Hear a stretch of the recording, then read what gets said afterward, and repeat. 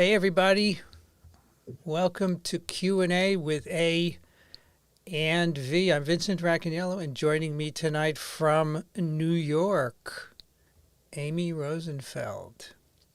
Hello, Vincent. How are you today?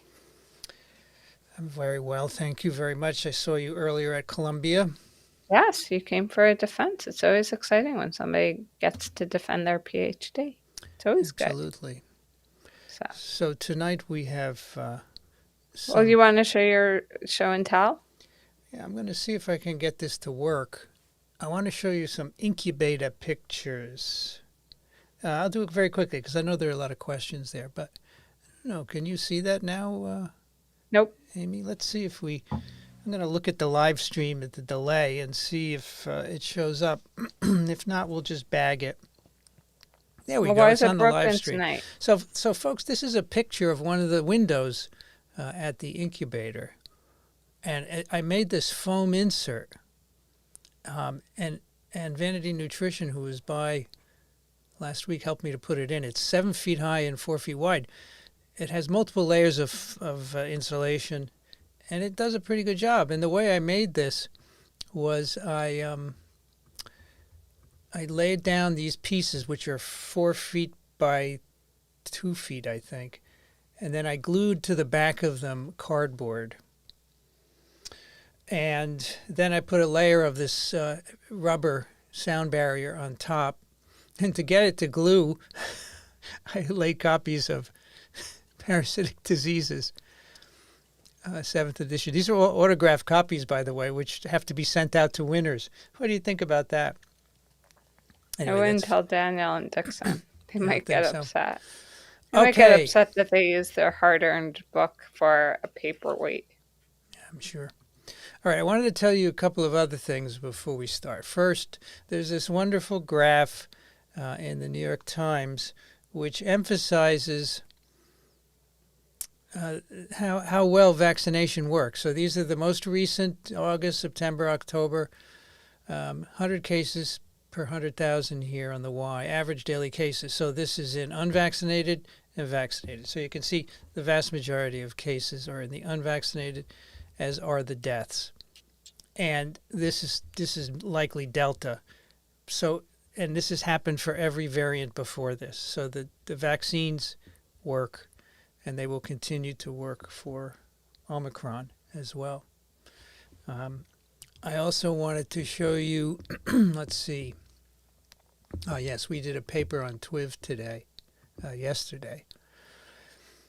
And I think this is important. This is comparing people who have had 2 doses of the Pfizer mRNA vaccine with a short interval between doses, 3 to 4 weeks, or a 16-week interval between doses.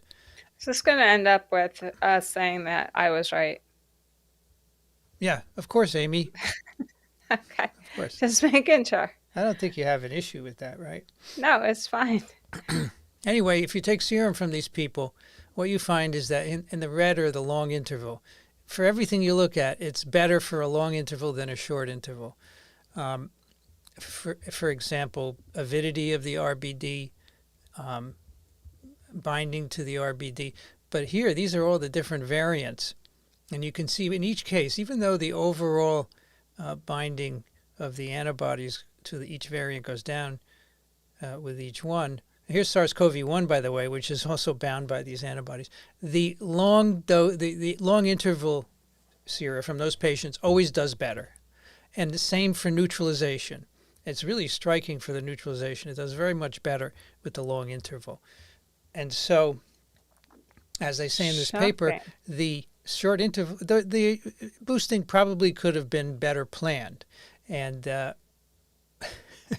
well, it would have been better planned if you understood immunology. Well, as you know, they had to speed out the vaccines, but 16 weeks at least. And so that tells me that a third dose will make up for that compressed initial first 2 doses. No, it doesn't say that it will. It says it has the potential.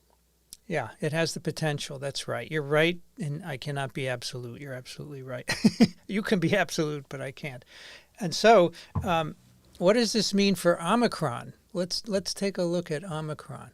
I have an Omicron picture or two here. Where would it be? So here are the data from Pfizer. Just Pfizer, no Bronx accent. They take serum from people with 2 doses or 3 doses of mRNA vaccine, and these are neutralization titers against the Wuhan, Omicron, Beta, and Delta. And you can see that with 3 weeks after the second dose, which is probably early, there's quite a hit in neutralization, but the third dose brings it quite up there. Yeah, and one has to take that with a caveat because one has to ask when was the second dose in relationship to the blood draw. The second dose here is 21 days before the blood draw, so which is short, right?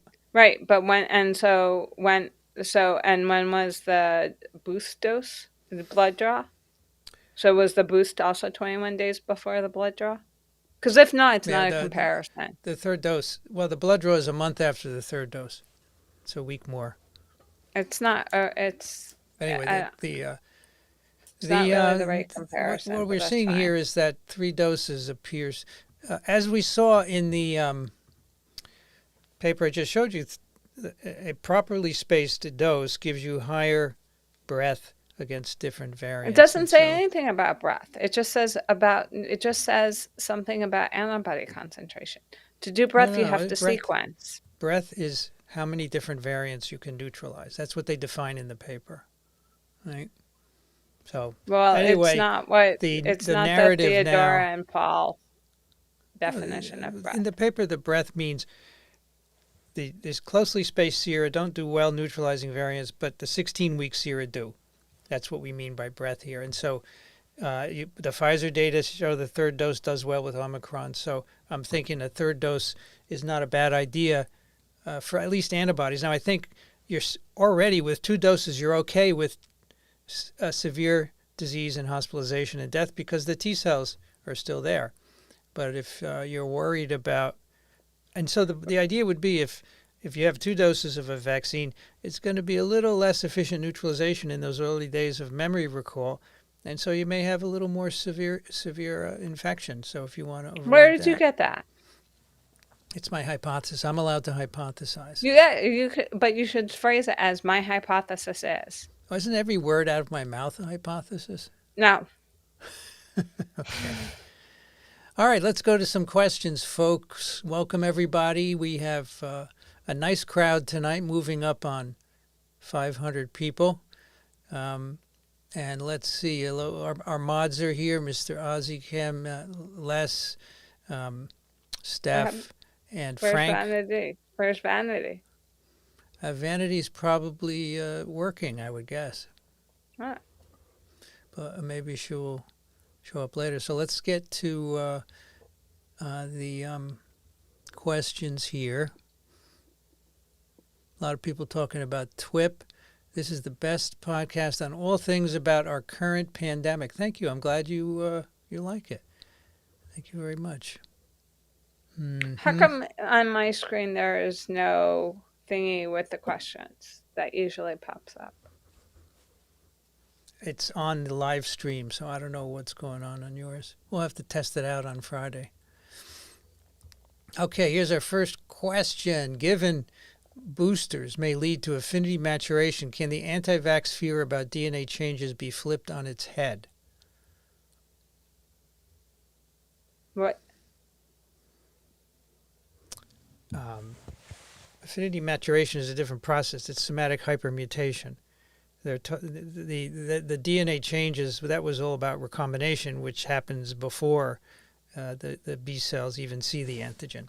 So that was already dead in the water to begin with. Oh, did you see the snow earlier tonight, Amy?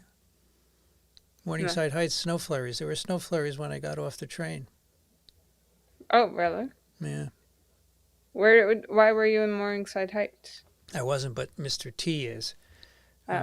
Evening all experiencing snow flurries here in Morningside Heights. How come you're not wearing the right glasses? Oh, thank you.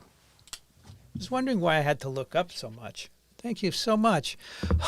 What a relief. Is that why I have you here in part? Yes. Can you quantify the risk of Molnupiravir inducing non-lethal mutagenesis and actually accelerating evolution? I've seen several scientists raise this concern. So what do you think about that, Amy?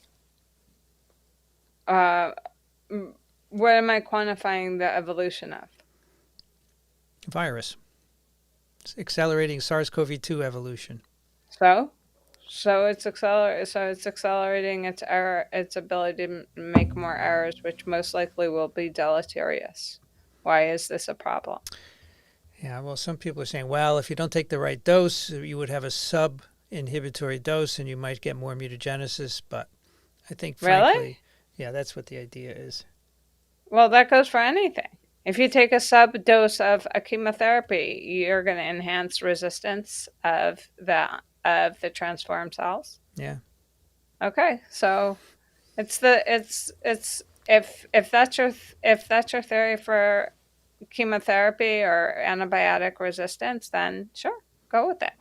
But they're all the same. They're all the same fundamental principle. Anyway, so German opera singer. I don't think we can quantify the risk. I suspect it's low. I don't know. I think Adam might be able to quantify the risk or has an opinion, and I think his opinion is that most alterations are deleterious. Deleterious? Yeah, I think that's what Loring thinks. So I don't think that's a concern raised by the other scientists. We've actually addressed that on TWIV. What's the reason natural infection with SARS CoV-2 does not always prevent a reinfection? Well, because antibody levels contract, and then you're left with a memory response, which takes a few days. And in those days, the virus can get into your nasopharyngeal cavity. It's the same thing for vaccine. Same thing for vaccines and for every recovery from an infection or vaccine. You don't prevent infection. That's not true. HPV prevents infection. Is the only one. Anyway. Yeah. So that would be why. Now, if you want to know why vaccination or natural infection can lead sometimes to more severe disease, right? The vaccines are not 100% effective at preventing severe disease. And that may be on an individual basis. Maybe the innate response wasn't enough to control the infection, interferons, NK cells, and so forth. Well, we don't know. Maybe you just have an immune deficiency that you don't know about. Exactly right. Most people, there's a lot of immune deficient people who are perfectly healthy. Please clarify for me, when is an exposure considered an infection? So, Amy, you like to talk about exposure. What is that, and how do you distinguish it from an infection?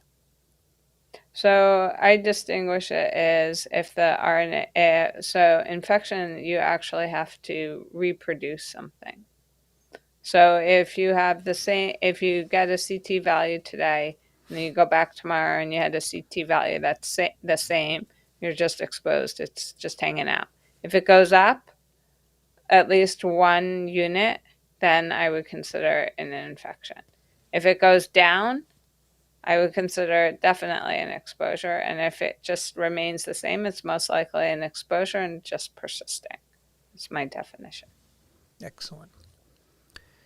Dr. Michael Osterholm stated on MSNBC that Omicron is undeniably more transmissible than Delta and will become the new Delta.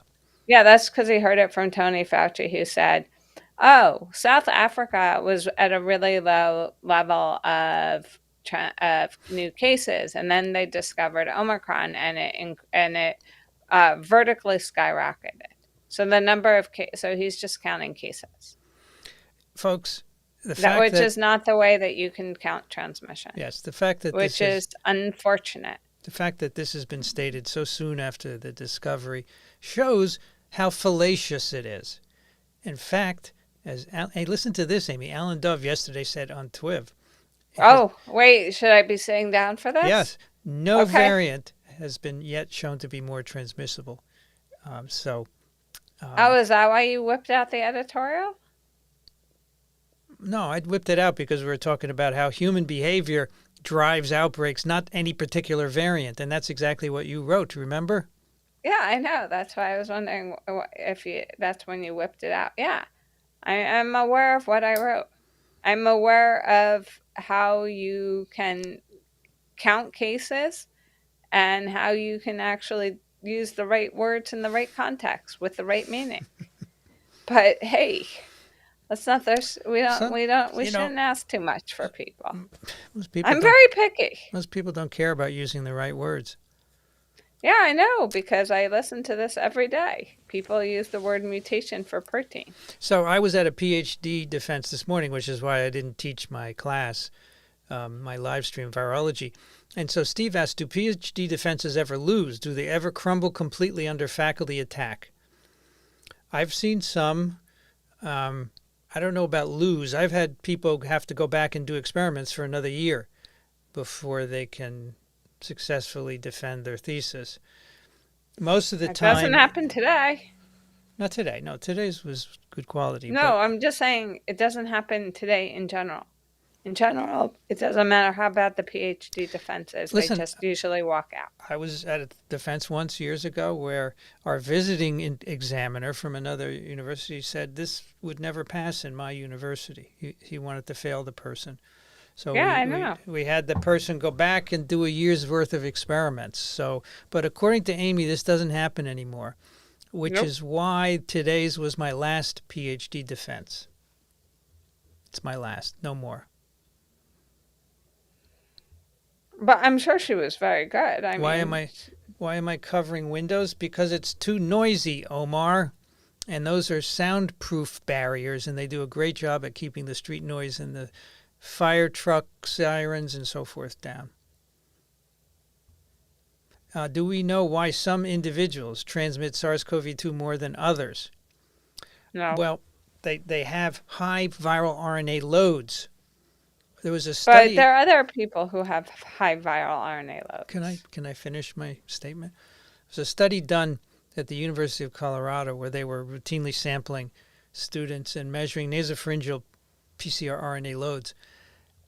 And they found that 90% of the viral RNA is found in 20% of the people in that study, which is driving with the fact that 80% of transmissions is caused by 20% of people. So I suspect they have a high viral RNA load, but no one's looked at infectious virus, so we can't really prove that, but that's the idea. That's my hypothesis, I would say, so that I don't get... yeah, that's fine.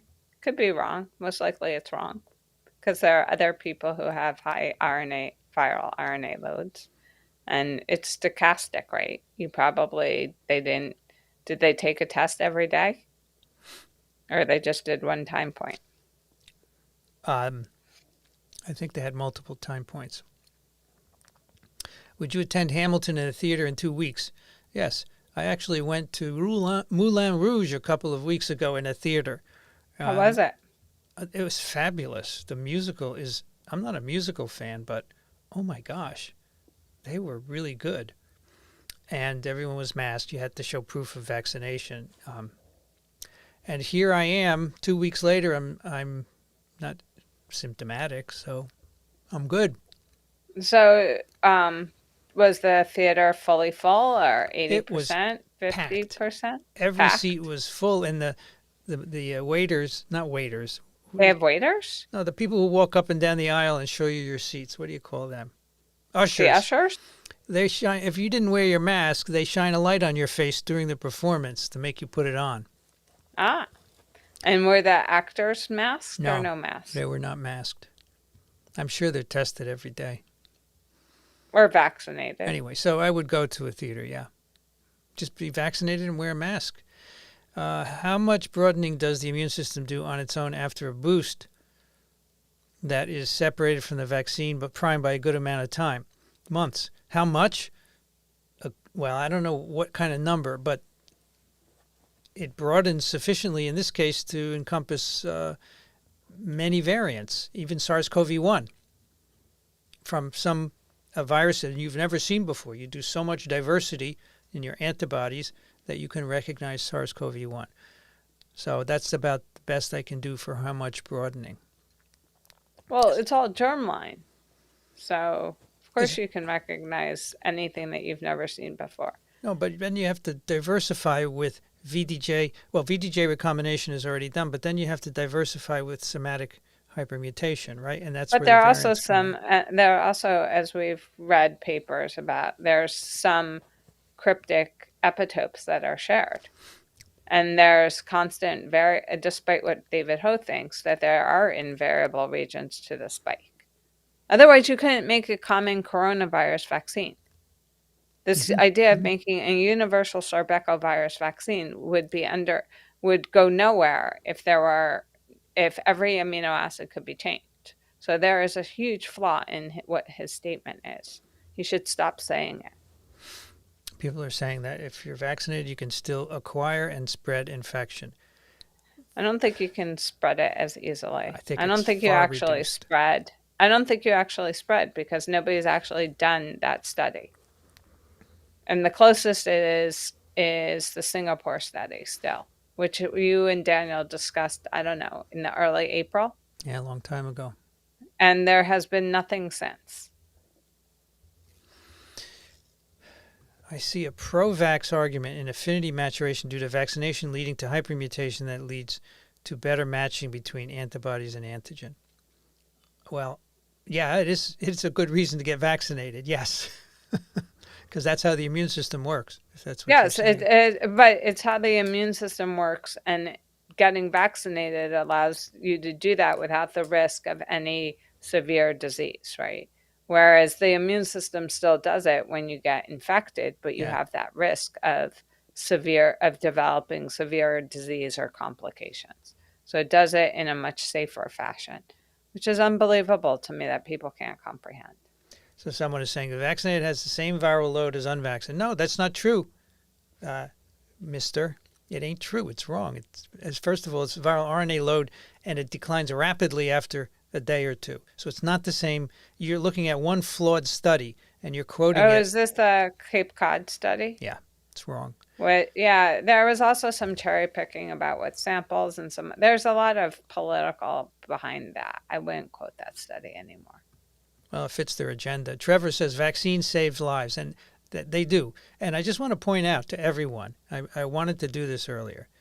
If everyone in the U.S. were vaccinated, no variant would be an issue, because the vast majority of infections are in unvaccinated people. And Amy, you had a good editorial from a physician who talked about this, right? Yeah, this emergency room physician in some very rural area of Michigan that is full of unvaccinators and conservatives and Trump supporters.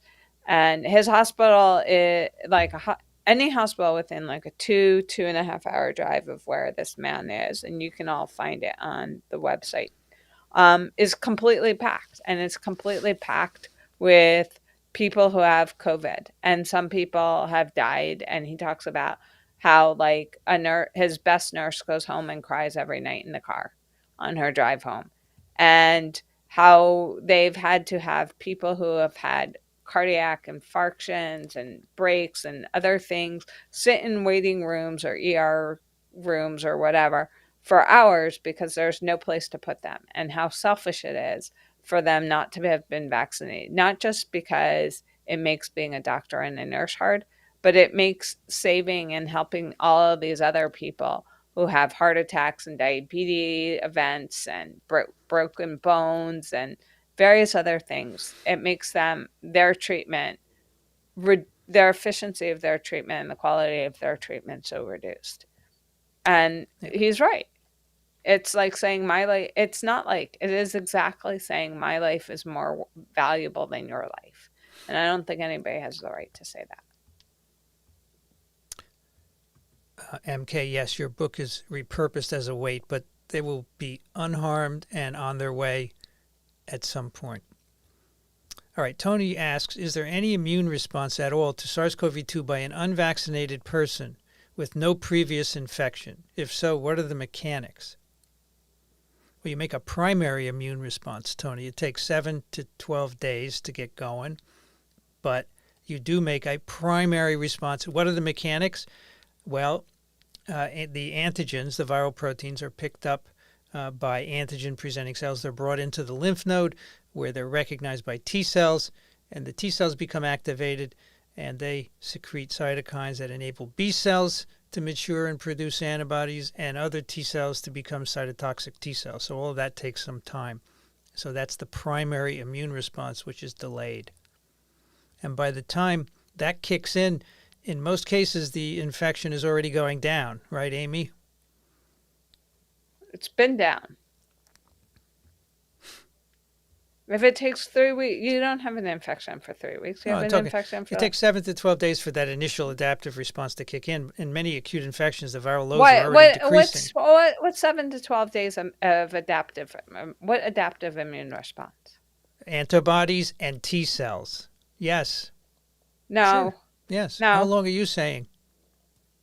It takes you at least 3 weeks to make an antibody. Yes, it does. We just did that in mice. We did that in mice. Mice are not humans.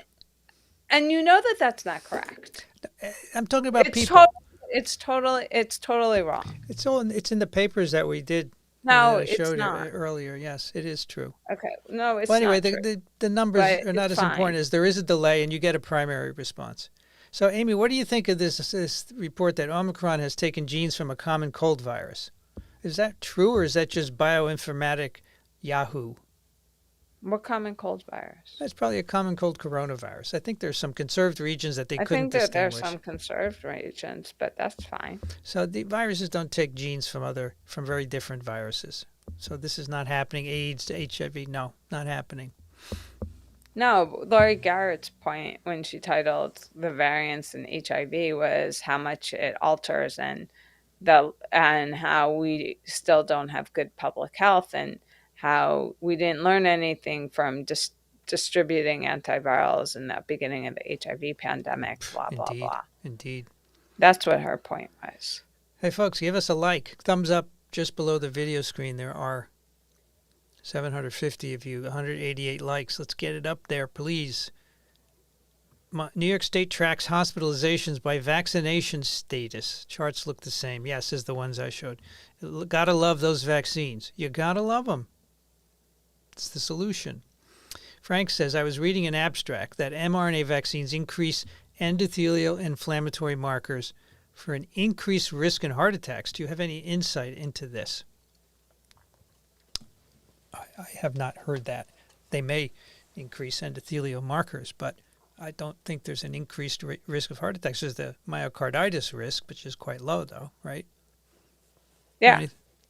I don't know anything about this. Are the vaccinated tested at a different PCR cycle than the unvaccinated?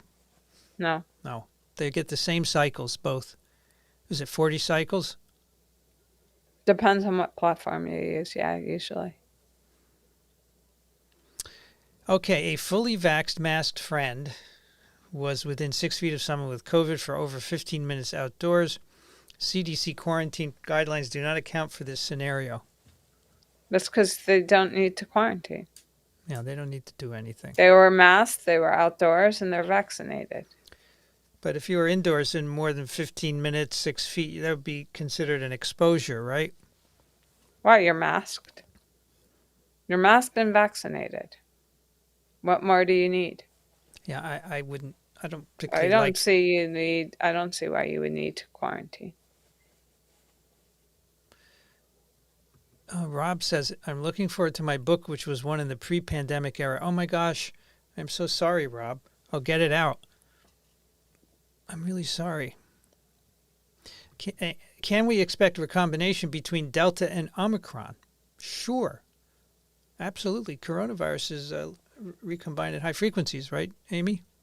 Yes. The common cold corona borrowing, the recombination we just mentioned, is a preprint, right? Yes, and it may never see the light of day. Amy, do you remember in the beginning someone had a preprint saying there were HIV sequences in SARS CoV2? Yes. And it never got published. Rightfully so. Yes, there have been other papers that should have not been published, like the RT paper. Oh, yes, that was in a prominent journal, isn't it? Yeah, it's in PNAS.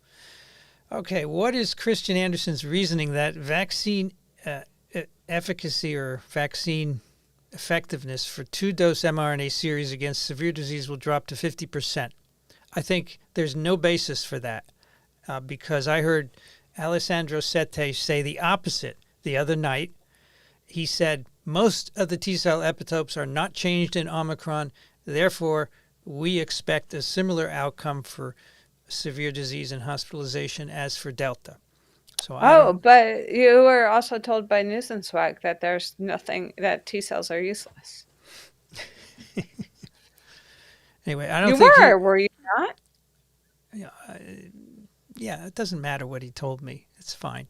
But I don't think he should be putting these numbers out because there's no basis for it. No basis for it.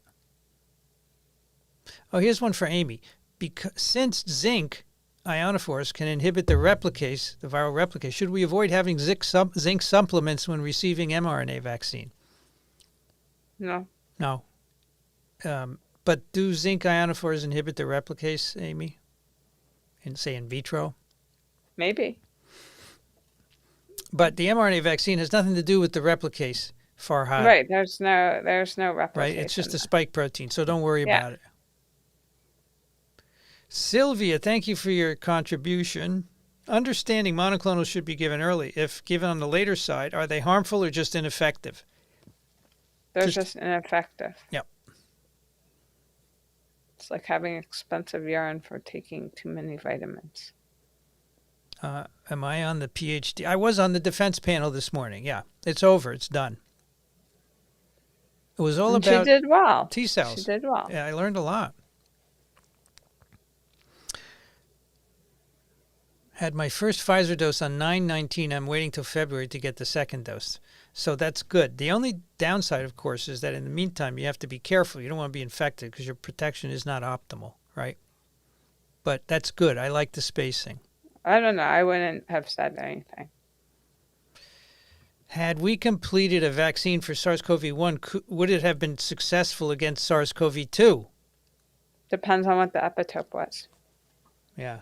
If they had a lot of T-cell epitopes, it might have helped a bit. Yeah.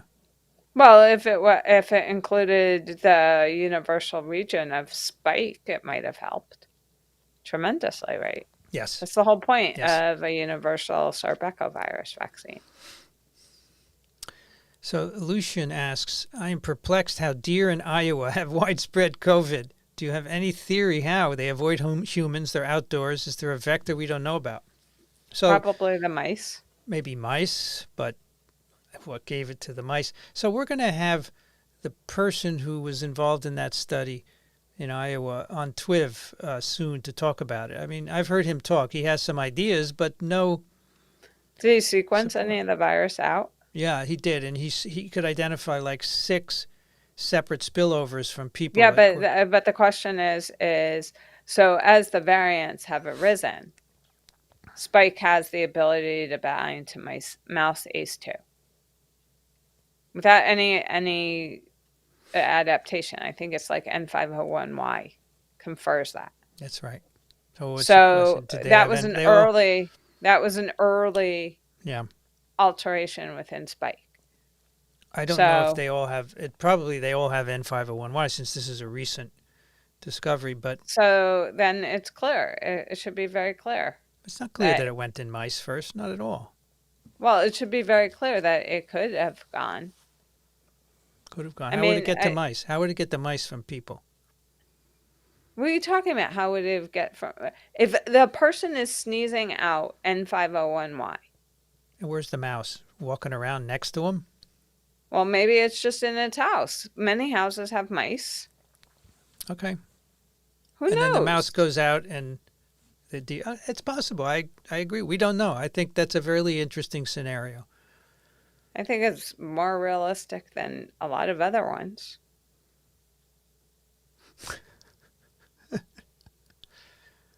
What is so funny? Nothing. That's not very nice. All right. Someone said you're on form. It should be a good live stream. I didn't want to say it, okay? But... Whatever. I mean, people should learn by now that if you have nothing nice to say and it's not about science, then you shouldn't put it on a live stream. I think they like you, Okay. Whatever. The other thing is you also should. Okay, never mind. So Brian wants to know, Pfizer's working on an Omicron vaccine. What's the potential of that compared to existing vaccines? Why do we need one? So Alessandro Sette was asked this, and he said, what's the point? Then you're going to really be, then it will change again, and you'll have to make another vaccine. So that's not the strategy. The strategy is use the existing one, which works really well against serious disease. And maybe a third dose is the key. I don't know.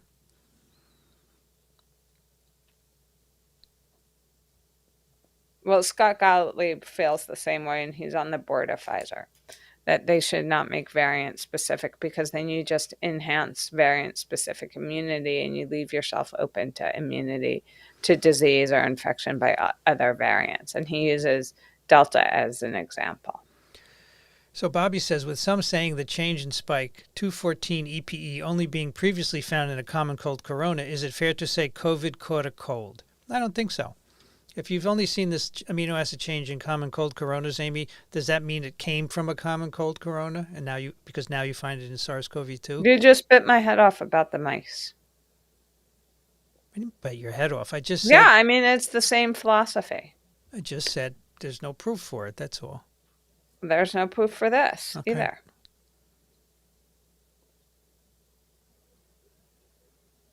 So.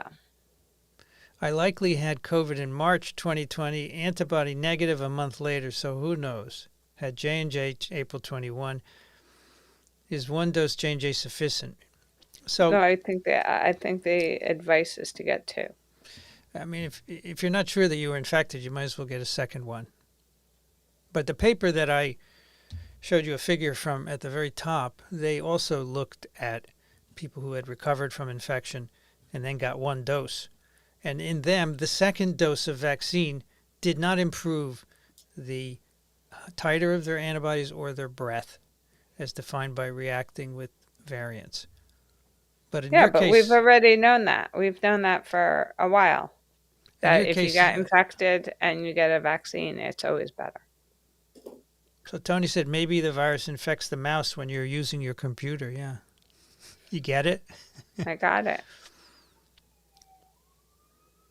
What would a booster do for T-cell immunity? Would boost it, right? It's the same thing. It's the same thing as with B cells. It boosts it, yeah.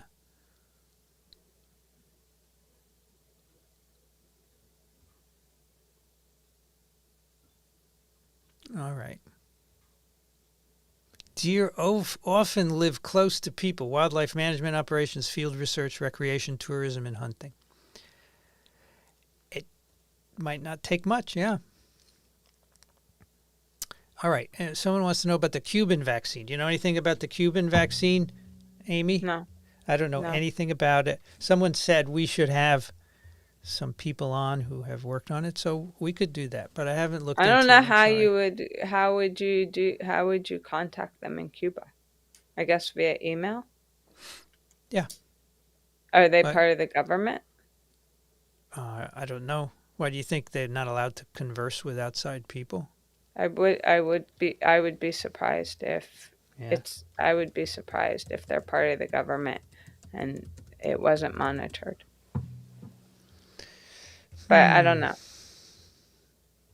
Abdallah, it's the name of the vaccine. That's cool. Abdallah vaccine, and they say it is 92%. Well, what is it? Efficacious after 3 doses.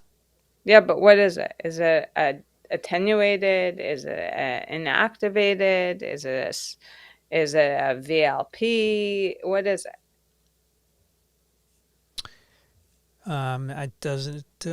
It doesn't say. Oh, okay. At least the one article I'm looking at. Maybe someone can find it. Put it up in the chat while we're moving on here. Yes, thank you. Marty just reminded me where your bluegrass glasses. Yeah, I'm sorry. I screwed up. I just kind of ran here. I just got off the train and I ran down here. Why was the train late? No, but that's the timing. It's a tight turnaround.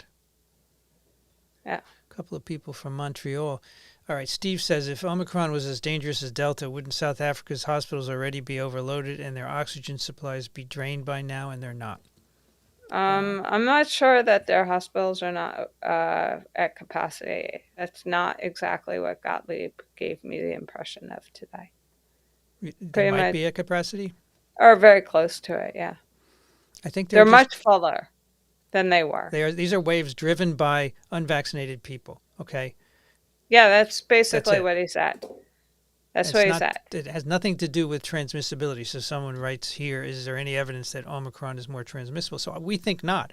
But Tony Fauci says, yeah, because there's all of a sudden a big spike, it's more transmissible. That's not correct reasoning. That's wrong. I've been saying that for months, and someone wrote to me the other day, I'm tired of hearing you talking about that. So you're tired of hearing me try and get what's correct out there. Well, in that case, don't listen anymore.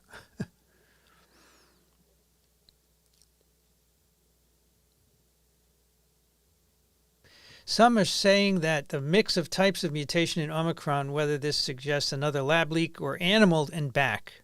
Yeah, somebody twittered that it came from Binash's lab, and then Paul responded rather violently. I guess would be a good way to say it. It was kind of like, That's whoa. funny. and That's funny. and the thing is his polymutant doesn't, there's half of them, more than half of the mutations that they introduced or that they selected for in their polymutant are not present in Omicron. But also their polymutant is a VSV pseudotype. It's not even SARS Right. CoV-2. So Right. But Paul Paul had a pretty lit into the person response. But well, they achieved their goal then. They got him to right, they got him to acknowledge the potential, right? And that's all you needed to do, because one person acknowledges it, and lo and behold, it becomes, gospel. But yeah.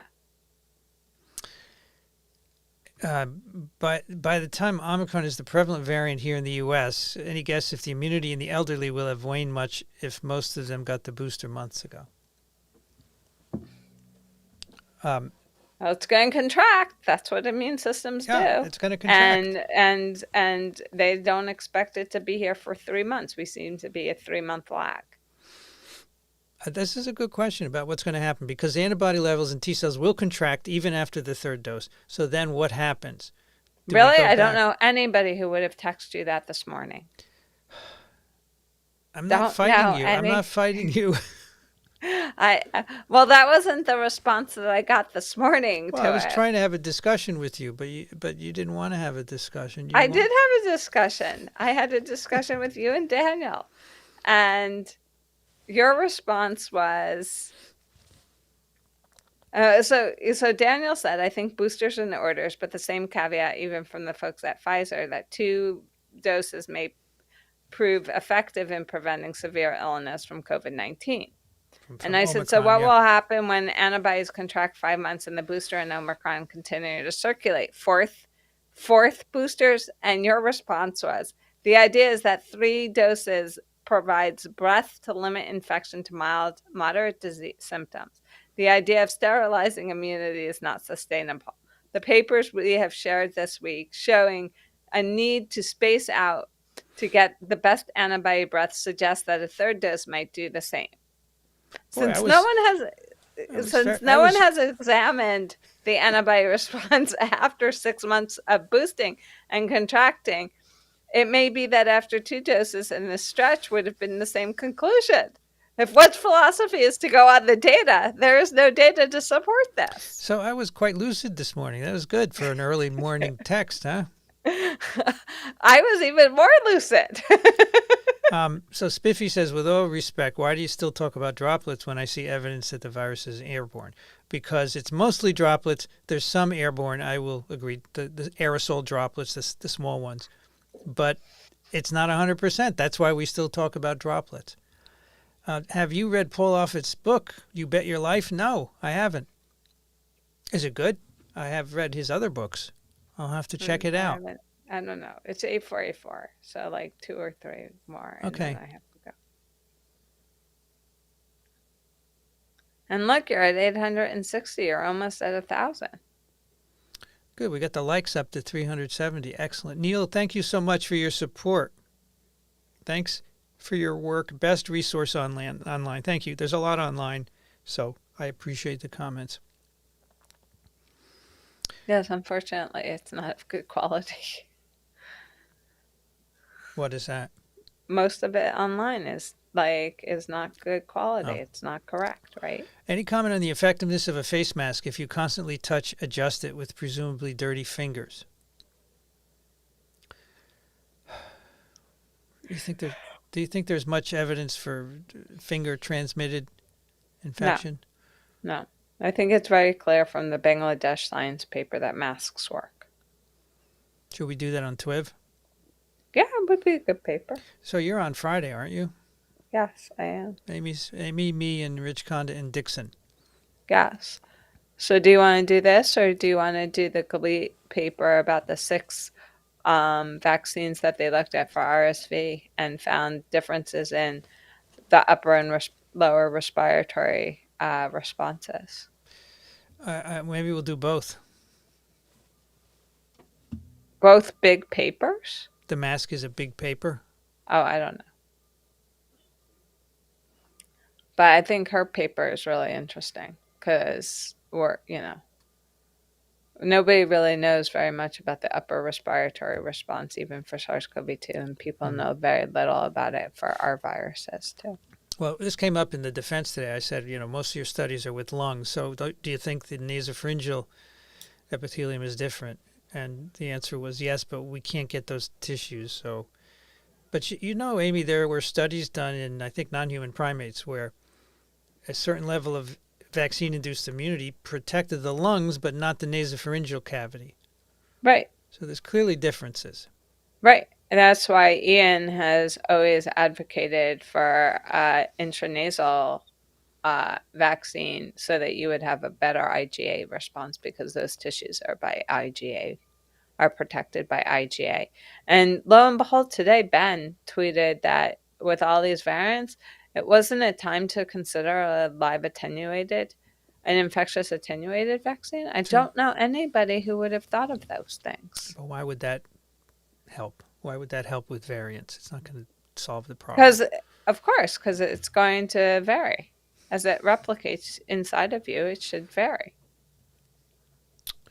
I don't think that's the problem. Is that too many people are unvaccinated? They're susceptible, so the virus is reproducing in them like gangbusters, and that's room for evolution. You know that, right? Well, yeah, but you also wouldn't need so many boosts. Just by what you just said, you wouldn't need so many boosts. If you did polio vaccine, with OPV, you still need 3. Because it's trivalent. If you did monovalent, it was much more effective. But since it's always been trivalent, you don't get as good a response against, what is it, type 2 as you do against 1, or is it type 3? One of them is clearly not as immunogenic as the other. Yes, that's correct. So what's your argument? The idea is that an attenuated vaccine does reproduce, so you don't have to give boosts. Correct. It's in my slide in my vaccine lecture, in fact. However, as you said to me yesterday, just a minute, as you said to me yesterday, they had to give boosters, 2 and 3 boosters for the measles vaccine, which is also live infectious attenuated. So that's my point. No, but the assumption is that all viruses therefore have the same length of durability. No, that's not true. We know that's not true. Right. And for many years, it was thought that the durability of the immune response against measles was lifelong. That's not true. That's why you give the boost. Well, in the Faroe Islands, it was lifelong against the natural infection, though. Maybe it's different, right? Could be. I don't know enough about that. Maybe. So Thomas says, since Omicron appears to transmit easily and be less virulent than Delta, is the pandemic coming to an end? I think both statements, Thomas, are not really established yet. Well, so the problem is that what? Oh, go ahead. I'm getting my water. Oh, because you looked frustrated. Oh, I'm good. Go ahead. So the problem is that the majority of people who have Omicron in South Africa, which is where it was identified and most closely studied, are people who are recovered from Delta infection, Mm-hmm. right? So if your idea is that the first infection is more severe, then every infection will look attenuated. Of course. So Yes, that's a good point. I think so that's how you get to the point that it's attenuated, measures right? of measures of transmission and virulence in the field are extremely difficult. They can't be done within a few days. They require laboratory experiments. So we're not going to have an answer for a while. If ever. Yeah. All right, one more because it's Do 8:50. mutations in Omicron make it higher affinity for ACE2? Yeah, that's the idea, is the thought, right? Some of them are known to increase ACE2 affinity. But what that does, I have no idea. Do you know, Amy, what the effect would be? I don't know, and I don't know how they measured ACE2 affinity because very few papers have BA-core data in it. Isn't that I mean, that's really the only way I know of That's right. how to That's the measure best a way. Yeah, BA. you're absolutely So right. if you don't use a BA-core or a bioinformatometer or whatever it is, I'm not clear how you can conclude anything about affinity. All right. You want to do one more? Sure. Animal Party wants to know, what do you know about metapneumovirus? I just learned about today. We had a patient hospitalized for dehydration, secondary to metapneumovirus. Do you know anything about metapneumoviruses? Not really. Aren't they paramyxos or something? They're well, yes, they are. It's a pneumoviridae, actually, which yeah, they're envelope RNA viruses. I think it's a split off from the paramyxoviridae. The pneumoviridae, negative strand RNA viruses. Humans, cattle, and rodents are hosts. Respiratory infections. Oh, well, you know, a member of this pneumoviridae is respiratory syncytial virus. So, yeah, we know about them. Yes, not so good. All right, Amy, thank you again. All right, I guess I'll talk to you tomorrow. I talk to you about every day, don't I? Sometimes you don't. But you're at 880, so it's good. Good. Thank you, Amy, for your help. I appreciate it. It's good. Enjoy the rest. Thanks. Bye-bye. Bye-bye. Okay, let's put on a single thingy here. How can I get there? Ooh, it's not going away. So let's take the guest away. There you go. And we have to take Amy away here. I'm sorry for the messy background. My cellar flooded a couple of months ago, and it's being repaired, so all the furniture had to be moved out. So you don't get to see my nice guitar. But at some point in the future, it will come back. Thank you, John, for your contribution. Appreciate it. Everything goes to supporting the incubator, which is the future of science communication, which that's why we're trying to raise money so I can hire people to help out. Has the COVID pandemic impacted the risk from seasonal flu? Well, actually, it did the opposite, right? So last year there was barely any because people were masking and distancing and isolating and so forth. But the idea would be now we've missed the year of immunity as a consequence, so maybe this season will be more severe. So far, it hasn't panned out. We are in December, but we have a few months of flu season left, so we'll see, right? Thank you, Jill, for your contribution. Really appreciate it.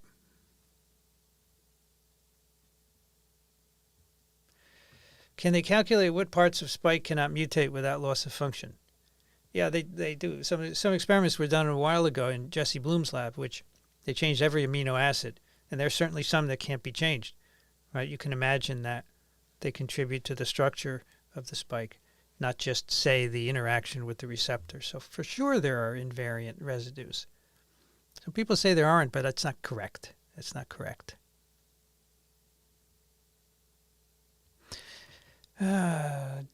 Vaccine particles cannot get into stem cells. mRNA nanoparticles can and deliver spike. What happens? Probably nothing, because the mRNA only lasts a few days and it's gone, and so does the protein. So I don't see why that's an issue at all. They were designed to be here and gone, right?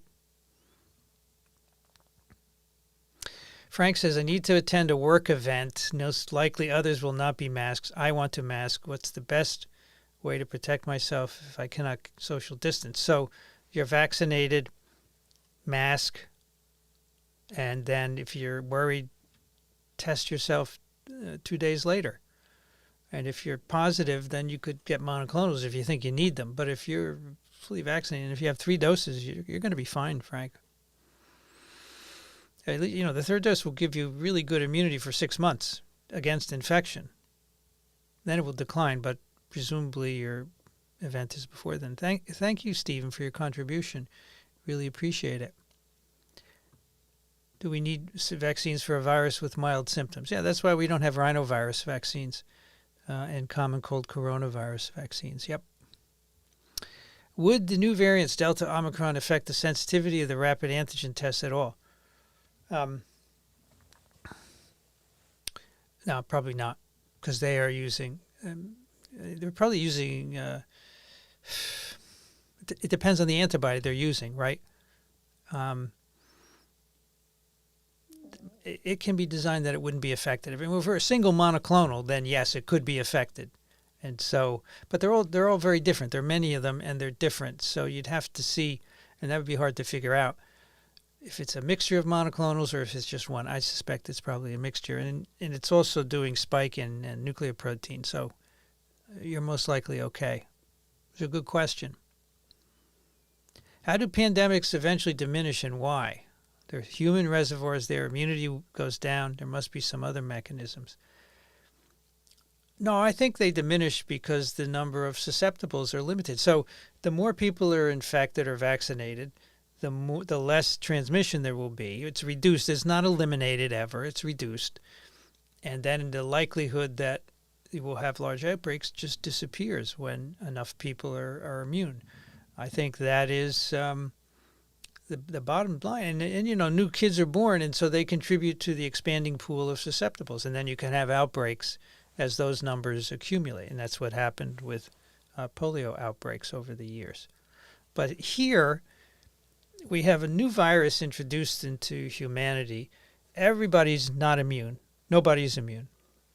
And so it rips through humanity in a couple of years, and eventually between its infection and vaccination, you get to a level of population immunity where there are no longer those large numbers to sustain global pandemics. And then you just have local outbreaks, such as what we see with influenza each year.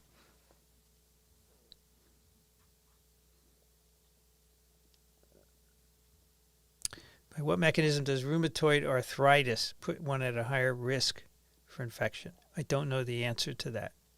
It's a good question. I'm sure Daniel has talked about it, but I don't recall. My friend's adult son, who is unvaxxed and caught SARS CoV2, wants to get a serology test to prove he's more protected than his triple-vaxxed mother. What's the flaw in his belief? So the paper I discussed up top shows that infected alone is not as good as triple vaccinated in terms of antibody levels and breadth. But serology is not going to prove that, because the serology is going to give you a plus or minus, and in some cases you might get a number, but we don't really know what the number means in terms of protection. So all the serology tests will do 2 things. First, if you've been infected, and second, if you've responded to the vaccine, if you want to know that. But how much, you're not going to find out from that. Can people with exposure have symptoms or a lot asymptomatic? So exposure, remember, as Amy said, you are exposed to some virus, and doesn't really it doesn't take hold in you. It doesn't reproduce. So you're most likely to be asymptomatic, for sure. That's a contradiction, right? I say most likely, then for sure. So take out the for sure, most likely. Thank you, Westfield, for your contribution. Really appreciate it. I see Westfield is the town before me on the train. Every night I hear your name, Westfield. Regarding Paul and Theodora's research, is it possible that SARS CoV2 mutations can actually be predicted?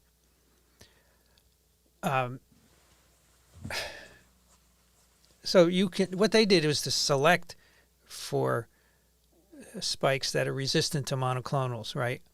So that's an experiment where you let the virus do that. So could you predict?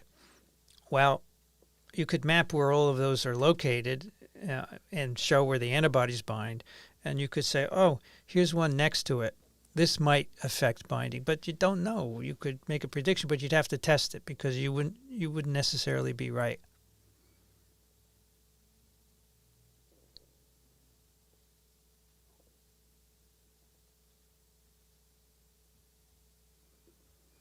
How does one prove a variant is transmissible? So people use the word transmissible in different ways. So virologist uses it in one way. A virus can transmit from me to you. That's transmissibility. And in people, it's very hard to quantify that because human behavior can affect transmissibility, but it's not really affecting the fundamental properties of the virus. So there's something about the virus that allows it to transmit, right? Some viruses don't transmit among hosts, others do. That's a viral property. So you can do an experiment in the lab. You take a bunch of ferrets in a cage and you infect them with influenza virus intranasally. Then you put a cage right next to them and have air flowing from the first to the second of uninfected ferrets. And then you can see the virus going from one cage to the other. That's transmission. And you can quantify it by the number of ferrets infected in the second cage. You can't do that with people. You can observe infections, but it's fraught with error because people are behaving differently. So you cannot quantify the part of transmission that's viral. So to say Delta is more transmissible than Alpha, you can't do it. All right, so that's the problem. So what do? You go in the lab and you do some experiments. You see, does it reproduce better? Is it more stable? Properties that would be associated with higher transmission. And if you have an animal model, you test it. I don't know of many experiments that have been done with, say, Delta to see if it's more transmissible in animals in the lab. There was one with Alpha done a few months ago, and it was done with 4 hamsters, and there was a difference of 1 Delta versus Alpha. So this is just useless. All right, so in my opinion, that's what you need to do. Go in the lab, and if you can demonstrate high transmissibility in an animal model and viral reproduction characteristics that are associated with that, that would be great. Now, here's the thing. Let's say Delta gets in your nose, and it reproduces really quickly, which is what a lot of people think.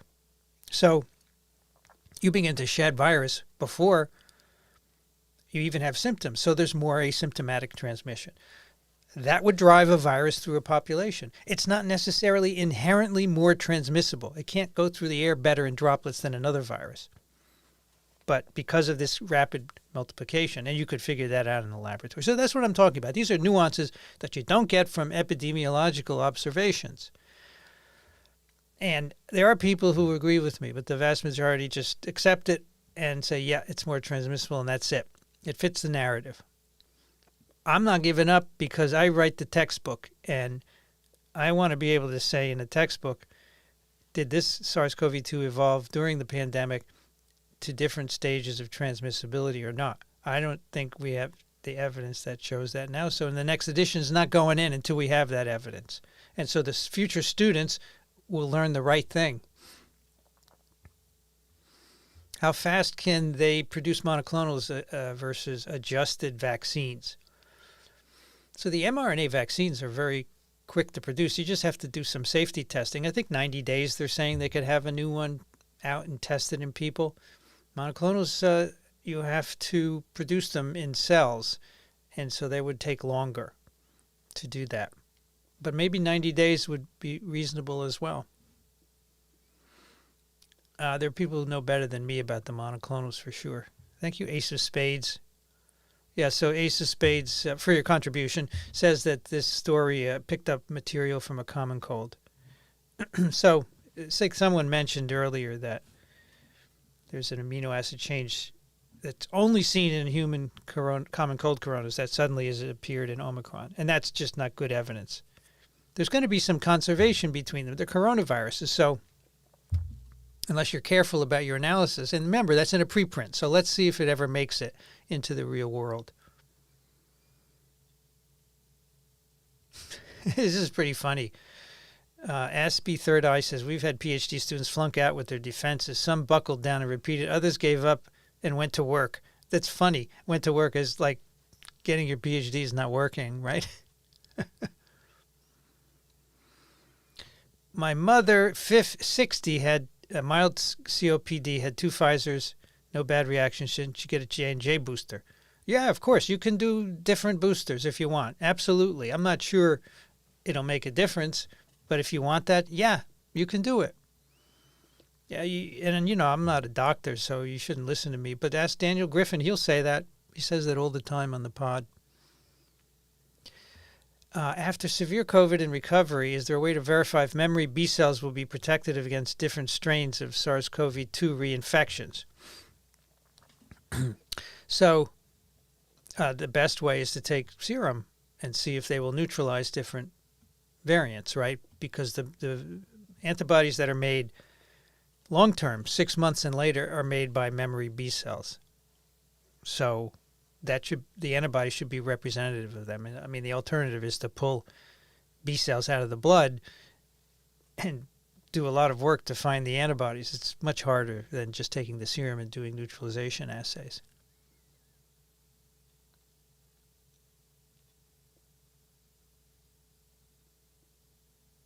How do I speak to people who believe that I will die in 2 years because I have been vaccinated? Well, I would say, why do you think, what's the basis for you saying that? People have been vaccinated for many other diseases and they don't die within 2 years. What's special about this one? And what will you do when either no one dies in 2 years or everyone on Earth, 90% of the people on Earth die because that's what we're going to end up getting vaccinated, except in the U.S., of course. I'd like to know why they think you're going to die. I mean, they probably don't have a good reason. They just want to not get vaccinated, make an excuse. Doesn't Delta result in higher viral load? Where? What are you talking about, Sally? PCR? That doesn't mean anything. From the nasopharynx? The best experiment I have seen, cells in the laboratory, human respiratory epithelial cells taken out of a human, put in culture in the lab, infected with alpha, beta, delta. They all reproduce the same. No higher viral load for delta. So when you do PCR, all you're doing is measuring pieces of RNA. It doesn't tell you about how much infectious virus is there. The experiments in the cells in the lab, that was done with an infectious virus, and there's no difference. So be wary of results where they do PCR, nasopharyngeal swab, one time point, and say there's higher viral load. How do you know that? What if you did 5 in a row from Delta versus a beta infected person, and they were all the same because you did 5 and now you get the time course? These are all flawed studies because people are rushing in a pandemic for all kinds of reasons. Do we have any good guesses why some people, even unvaxxed, just don't seem to ever get COVID, even when they are around sick people frequently? I'm thinking just the previous asymptomatic infection. So that's one possibility. There are a lot of asymptomatic infections with SARS CoV2, and you may be immunized as a consequence. And also remember, not everyone who's infected transmits. 80% of transmissions are done by 20% of infected people. So there are lots of situations where people are saying in a family, my dad was infected and nobody else got infected. He's not a transmitter for whatever reason. But if they're around sick people frequently, they're really SARS-CoV-2 positive, it's either immunity or this 80-20 thing.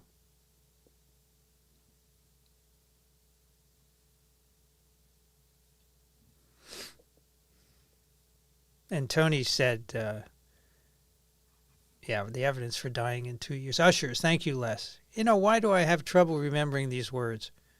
Maybe I don't use usher very often.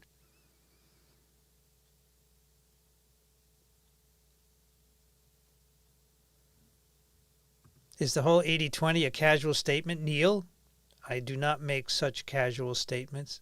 Actually, I shouldn't say that. No, it's based on epidemiological studies, and this is what they're good at, calculating what fractions. And there, you can read. It's called the overdispersion parameter K, and it's been calculated for SARS CoV2, and that's where the number comes from. It's not a trope.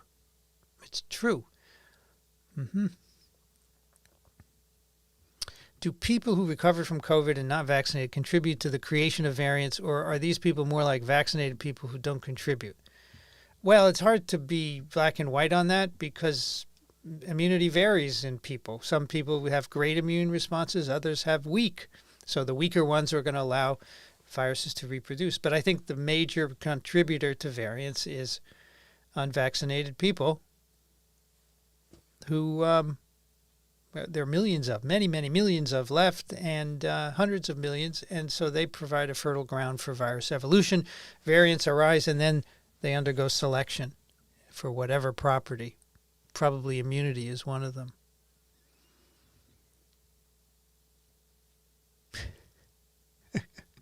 Cardiologists and nutritionists from Harvard are now saying with Omicron we need to mandate N95s.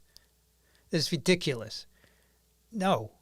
We should be wearing masks from day one because SARS CoV2 can be reduced, transmission can be reduced by masks. But the emergence of Omicron has nothing to do with needing more wear masks. I mean, this is why cardiologists and nutritionists should stay out of infectious diseases. They think it's more transmissible. They don't know the difference between outbreaks and non-immune people. Oh, well. My school had a prelim oral and gave a lecture to show you knew the field and your research aims. Thesis just had to get signed. Some needed revision, but it wasn't as in a person defense. Loved it. Okay.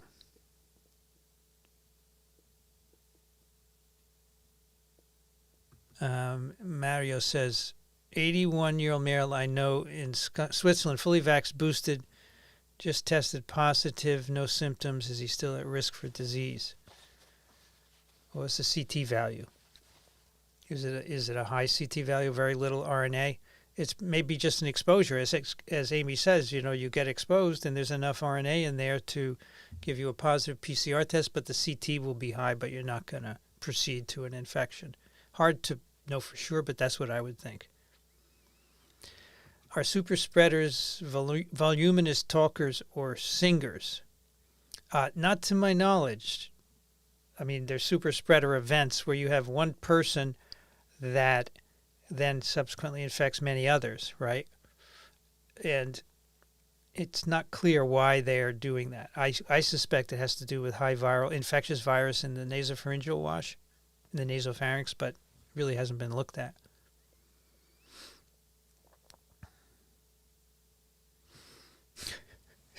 Can you describe which of the properties that dictate virulence? Well, many virologists spend their entire lives trying to figure that out. And we don't know. There's certain genes for some viruses. So, for example, immune evasion genes, which means they encode proteins that help viruses evade the immune response of the host. If you remove those, they make the virus much less virulent because they can't reproduce anymore. So those are one class of genes that are really important. Now, I think also the ability to reproduce to very high titers could by itself lead to more disease. So those are the two ideas for classes of genes that are involved in virulence, but they differ for different viruses. And for SARS coronaviruses, we really don't know what genes are regulating virulence, with the exception perhaps of immune regulating genes. Can someone have both Delta and Omicron at the same time? I don't see why not. Yeah. If you happen to be unlucky and get from two different people, or for one person who's been doubly infected, sure, why not? However, if one virus is more fit than the other, it will outcompete in a single host. So if you got infected with a fit and a less fit virus, you'd only get the fit virus out at the end. So I don't know if Omicron is more fit than Delta. We have yet to see that. It has to displace it. If it doesn't displace it, it's not more fit. Iota arose and seemed to be taking off and then was displaced by another variant. So we just have to wait and see. What's the rationale for masks at this point? Most people have been vaccinated or infection-induced immunity. So the reason for masks is that there's some belief on the part of CDC that vaccinated people can still transmit. As Amy said earlier, I think the evidence for that is rather poor. But the problem is that if you're vaccinated, you could get infected.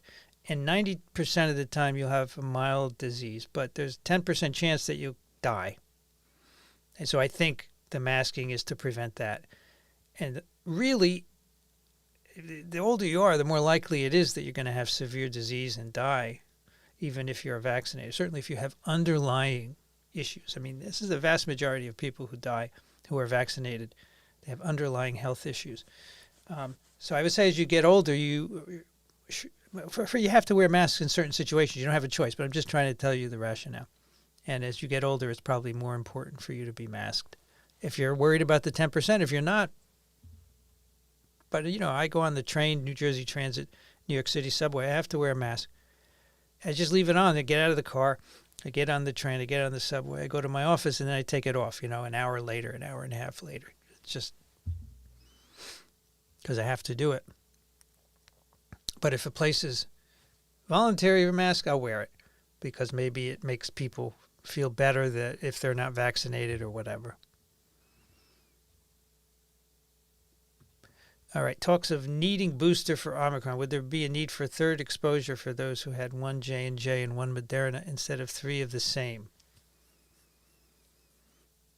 I think part of the issue is how close you had them. If they're 4 weeks, that's too close. In the paper we did on TWIV, which will drop tomorrow, by the way, they found that putting the second dose 3-4 weeks apart is not good for getting a good rounded antibody response. So if you had 2 doses 16 weeks apart, you're probably golden. If you know that, and you might not need a third dose.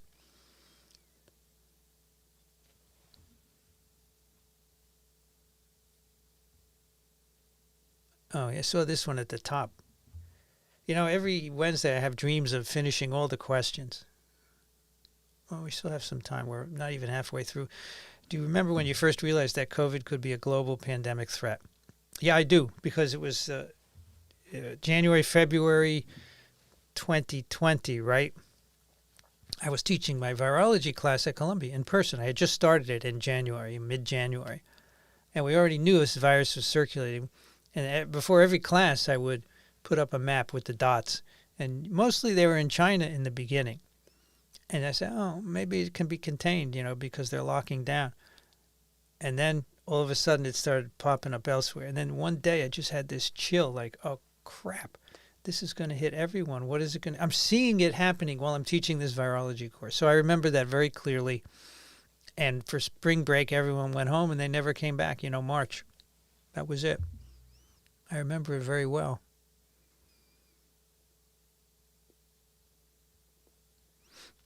Can you describe the differences in government involvement in funding Moderna compared to Pfizer? Are discoveries motivated more by financial reward or by peer recognition? Gosh, I could spend a long time talking about the second one. So Pfizer didn't take government support, Operation Warp Speed. They didn't take any of that money. They're a big, wealthy corporation. They didn't need to. And I don't know what conditions were put under around getting that money. Maybe they didn't want the conditions. I just don't know. Moderna, on the other hand, is a small company, so they needed government help, and they took the money. Now, what are discoveries motivated by? I think it depends. David Baltimore, my postdoc advisor, said science is driven by ego. There's no question about it. You want to discover something first. You want to have the most grants, the biggest lab. You want to give the most talks. You want to be interviewed the most. I think he's right. I think most people are driven by ego to do something first. So if you're in a company, you want your company to do well, so maybe you get a bonus and you do well. I mean, you have to love science, otherwise you wouldn't be doing it. But I think ego is a big component. But there's nothing like the thrill of discovery, in my opinion. I always like being the first to know something before anyone else, right? I think that's a big driver too. But I think ego is a big part of it. The way, if you see scientists, how they behave, it's quite clear. Incredible competition and trashing and, review papers of your competitors and trash it and all this stuff. Yeah. It's not great. I mean, on the other hand, science has done amazing things, especially the biomedical sciences that I work in. So I don't want to denigrate it, but I think it could be a lot better in many ways.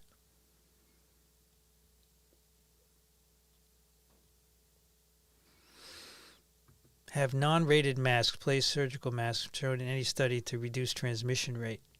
Should mask mandates, if employed, require N95s or some particulate filter rating? I'm not up on the mask studies any longer, but I don't use an N95. I never have. A lot of people at the medical center, most people have the disposable surgical masks, which surgeons use, right? Why? To prevent infecting the surgical patient. So it's the same idea, droplets. So there might be studies. In fact, there's one that Amy mentioned out of Bangladesh. Take a look at that. I don't know what kind of mask that is, but if we do it, we'll do it on TWIV Friday. When is COVID going to be over? Why are all your co-hosts on TWIV boosted even though they know the same things you do? Are they just being conformists? Is that how to succeed in academia? When is COVID going to be over? 5 years total? Well, if you heard, some of them, like Alan Dubs says, he's boosted because he doesn't want to end up getting sick and then being told, I know you so. He said, I don't think the evidence for the boost is great, but I don't want to get sick and feel like a jerk. I don't think they're being conformist. I think they feel they're doing the right thing. I think there's a little more evidence that it can be beneficial now. I'm not sure I'm going to get a boost yet, but I think it's the recommendation. You should do it if you want to do it.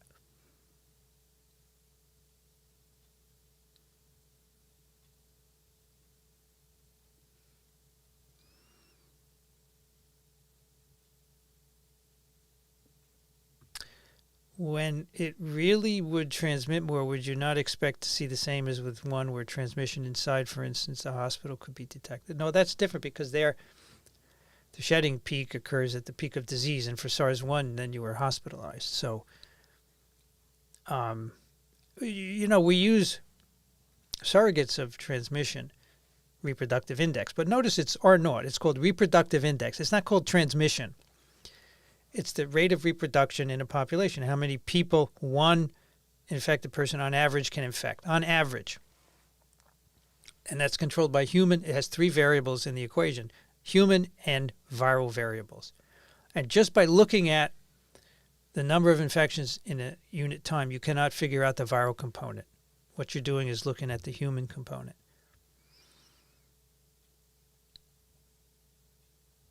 Yes, the spread in Hong Kong between two men in separate hotel rooms who just opened doors to get food delivery. Was that because of Omicron, or would Delta be the same? Well, first of all, you're depending on them saying, I didn't go out, and believing them. Maybe they lied. Humans are always the weak link in any study. And secondly, yeah, it probably would have happened with Delta. I don't think that proves that Omicron is any more able to move through the air. I've seen one study with two guys who may not be believing, and you're going to base transmission conclusion on that? In part, no. I'm not saying you are, Sally, but when I saw that, I had the same thoughts.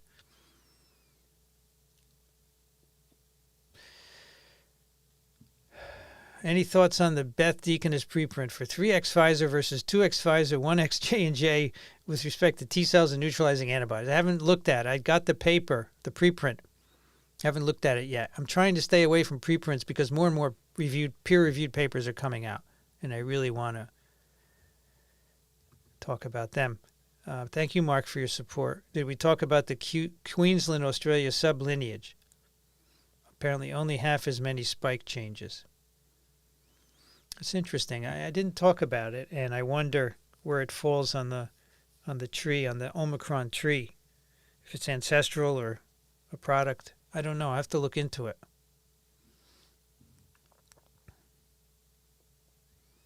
How many unreported cases of people dying of COVID are there?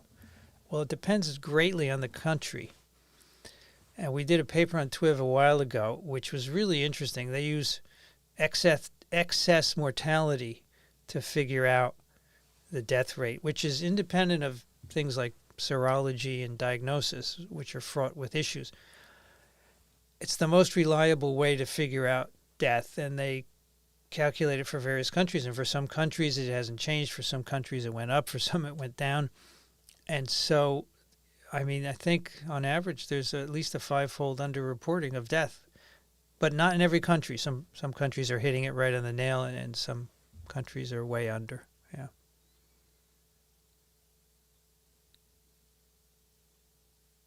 Has anyone quantified viral proteins during infection? What do you mean by quantify? They've certainly measured them by various ways, like mass spectrometry and proteomics and so forth. Yes, I would say they have, but I don't know what you want to know from it. If Omicron gives us less severe illness but may not yield as much of an immune response as other variants, could studying the mutations assist in understanding long COVID? Well, you got a lot of assumptions there, Ted, right?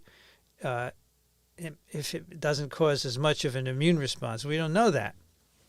It might be just fine. That is underway, right? People are going to be looking at that. But I don't know the relationship to long COVID, right? That's a whole different thing. So I think not, most likely.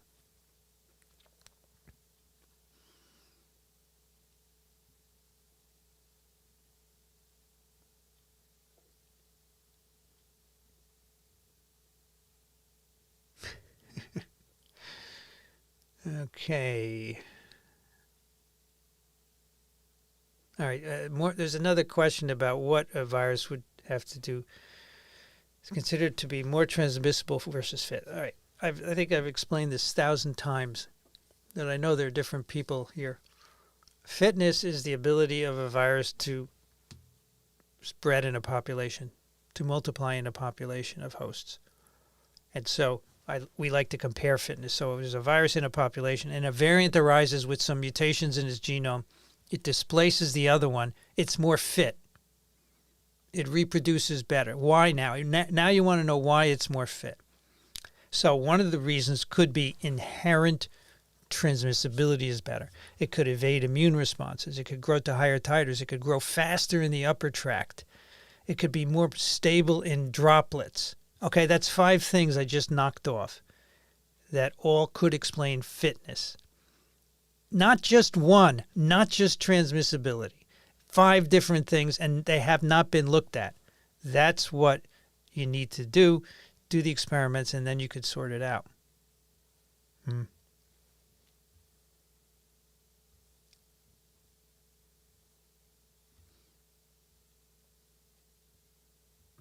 It has been substantiated multiple times, transmission from fully vaccinated people using contact tracing. Yeah, I don't believe them. There's all kinds of caveats in those experiments. I want to see shedding infectious virus from people who are vaccinated in high enough quantities to transmit. What if they don't shed enough to transmit? Then all this is BS, this contact tracing and genome sequencing. Sorry. It's not the way to prove it. And anyway, the Singapore study shows that PCR RNA drops so quickly in a vaccinated person that there's no way that they can be transmitting. So, now I'm not saying it's zero. I'm sure it can happen at some frequency. And so you say it's transmitting from fully vaccinated, but what fraction of fully vaccinated people? I'm sure it is very, very low, considering the RNA levels drop in just a few days.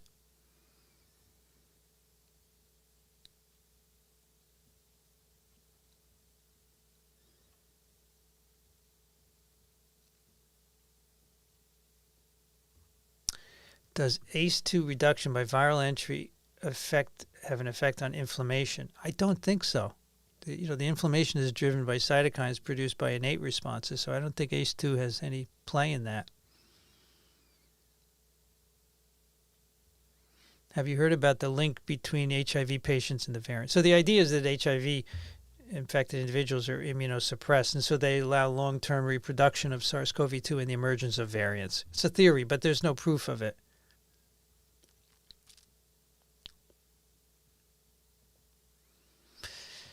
Curious about Delta and long COVID as well. Animal studies recently in zebrafish suggested less inflammation compared with wild type. Alpha and beta are more.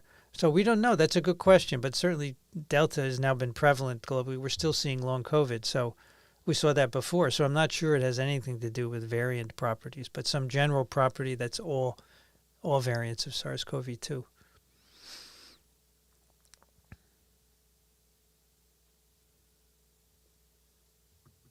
Having learned that a longer gap between two vaccines provides better efficacy, why did the powers that be decide children's vaccines be the same 3 weeks apart?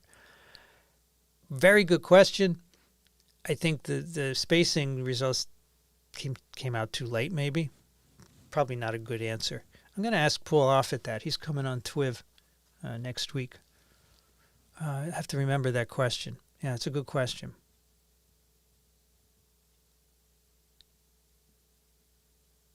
How useful is measuring antibodies using pseudovirus neutralization titers? BNash assures me, as do others, that using a pseudovirus or authentic virus are almost the same with measuring neutralizing antibodies. Remember, you have to standardize them, though, and doing them the same way. If you do a pseudovirus titration in different labs differently, then it's not going to be useful, right?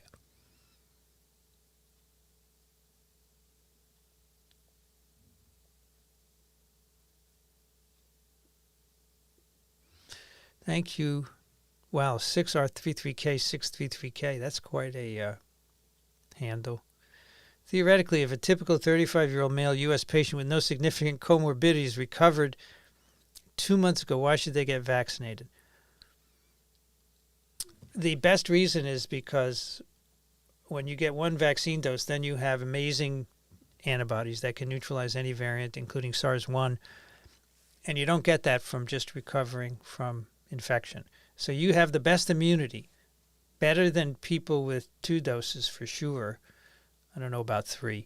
So that's what I would say if you really want to make sure, because you don't know the state of your immunity after infection. Some people have really good immunity.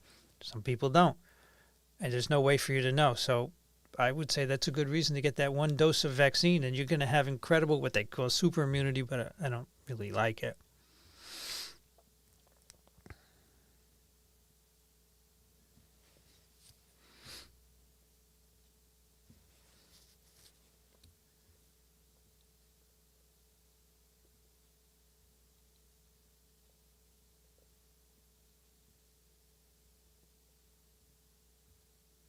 Would you say that someone who argues that the South Africa data on Pfizer versus Omicron means natural infection is enough and better than vaccines? Let's take a look at the Pfizer data. The people who are infected and have gotten a dose of vaccine. No, isn't it infection followed by a dose of vaccine? I thought that's what it was. Not just infection and recovery alone. That's too heterogeneous to do that. I think recovered in 1 dose, then you're golden against anything, including Omicron.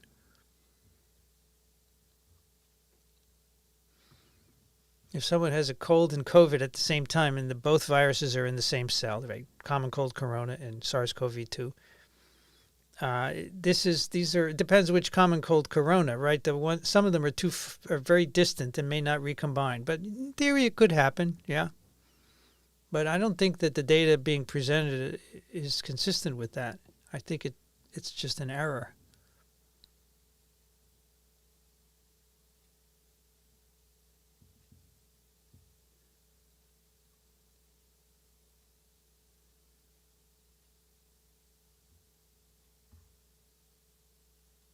What's my favorite podcast to do? They're all, I can't, it's like having, who's your favorite kid out of the 8 that you have? I don't have 8, but would never do that, right? So I can't say that. They're all fun. They're all different. I'm only an expert on one of them, right? Thank you, Rob, for your contribution. Drill a small hole in the center of the window to achieve camera obscura. Yeah.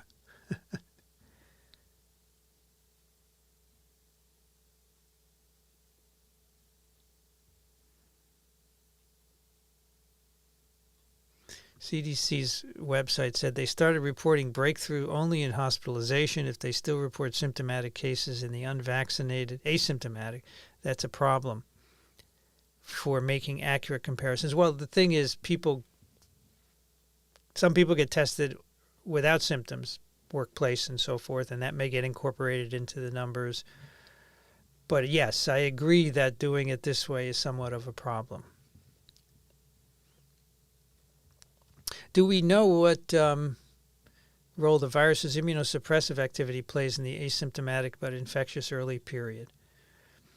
I think that it's a race early on between your innate responses, right, interferons and NK cells, and the virus reproducing to sufficient levels. And so I think some people, the virus wins, and they may go on to get more severe COVID. And I think if your innate system wins, I'm not sure that necessarily is going to be an asymptomatic infection, but it's probably going to be a controlled infection. I got 1 dose of Janssen. Now I have the option to get any. So I would mix up vector versus mRNA, okay? Then you get the best of both worlds, even though I think there's marginal difference. I would try a Moderna or Pfizer.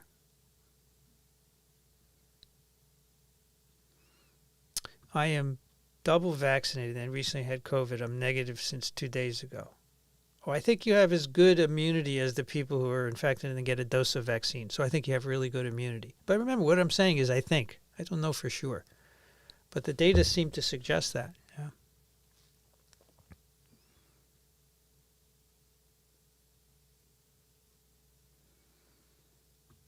I have not been able to find studies stating lower transmission in vax versus unvax. No, there are none on transmission.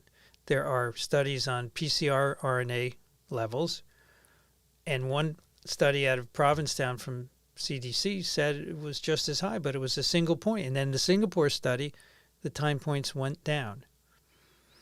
So nobody's studying transmission that way in vax versus unvax. They're just doing PCR, and they're doing some contact tracing, as we said earlier. So there's low level transmission, but it's really low. And Daniel Griffin says the same thing. But that's based on RNA levels dropping below what we think is needed for transmission.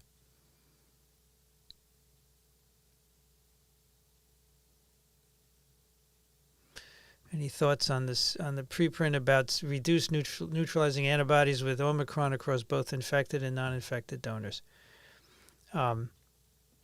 Yeah, so we didn't really mention that because we talked about the Pfizer, which showed that if you have a third dose, you neutralize it really well. And I think those people who have this low antibody, I think they'll still be, they still will not develop severe disease and hospitalization and death. I think the T-cell epitopes have not substantially changed, and that is good news. Remember, antibodies are not the whole story. Yeah, antibodies start producing in about 7 days. That's right. I don't know why Amy is so insistent on longer, but I looked at this today in the thesis defense. There were multiple slides on her presentation that showed 7 to 10 days, 7 to 12 days. Back to what's going on. Here's the situation, I think. So once you get 6 months out from infection or vaccination, now you have low antibodies. And then if you get exposed to virus, it's going to reproduce for a few days before the memory response kicks in, and then the antibodies start neutralizing, and then your T cells start killing infected cells to make sure you recover. Now, what happens if the antibodies produced by your memory cells are less efficient at neutralizing whatever variant is coming in you. So it will reproduce maybe to higher titers, maybe slightly longer, and you might get a more severe disease. You may still be protected against hospitalization and death, but it may be more than a sniffle. So that's the data we need to get. So Omicron in people who are fully vaccinated, 6 months out, what happens? And it's going to be a while before we have those, right? Because it just started now.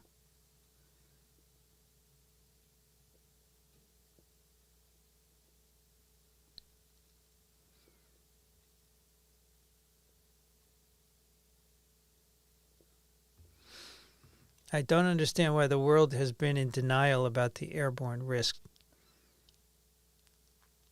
Because it's not just airborne, it's not just aerosols, it's droplets. It's not just the small droplets, it's the large ones as well. How can you say that it's not going to be in big droplets produced from the tract as well as in small ones? It doesn't make any sense. I don't wear an N95. I wear a cloth mask. I always have, and it's never been an issue. But I'm one, right? That doesn't mean anything.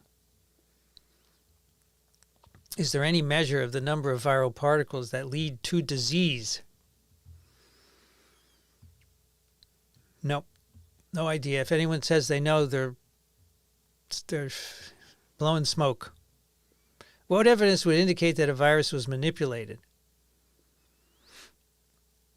If something were there that looks totally out of place, like a piece of HIV in SARS CoV2, which doesn't exist.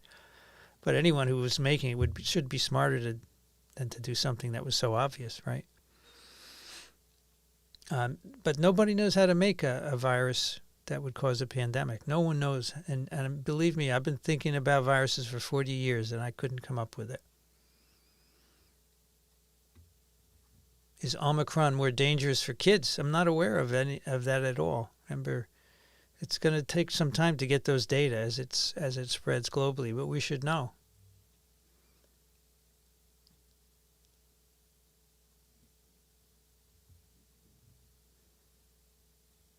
How does SARS CoV2 recombine? So the enzyme that copies the RNA in the cell, it naturally has to detach from the template and move a little bit further away and reattach. So if there happens to be another RNA, another virus, another coronavirus infecting the same cell, there's a likelihood that the polymerase could attach to its RNA instead of the same one, and therefore it's copying two different RNAs. That's how it happens.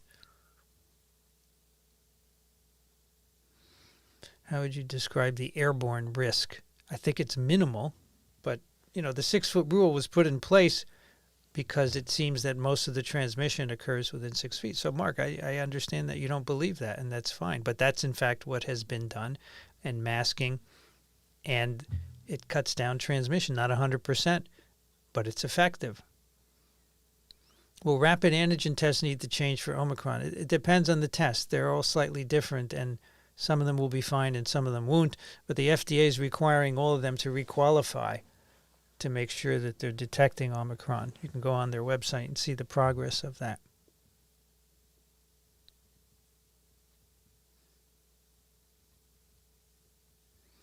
Joe Rogan says they're withholding monoclonals on purpose so that people will get vaxxed.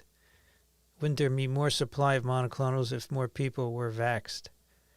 Yeah, there would be, but monoclonals are pretty expensive. Much more expensive, at least per dose, than vaccine. I don't think that's true. Is long COVID real? Absolutely, yes. Daniel Griffin has long COVID patients. Many people do. There are journal articles from many, many different places about it, and you can talk to people here on this forum who have long COVID. So yes, and it does happen with other viruses. There's a long syndrome called MECFS, which typically results after some kind of viral infection. So yes, it does. It is real, and it does happen.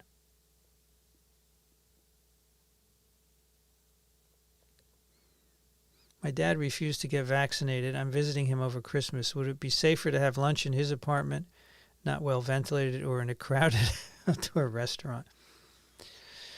Look, Claudia, if you're double or triple vaxxed, if you have no comorbidities, you're fine at his apartment. Would he take a test to see if he's infected? Maybe that's a solution. Maybe he'd take a test, and if he's positive, then you don't have lunch with him if you're worried. But frankly, I think you're well protected from vaccine. Look at the curves I showed earlier. Most of the infections are happening in unvaccinated people.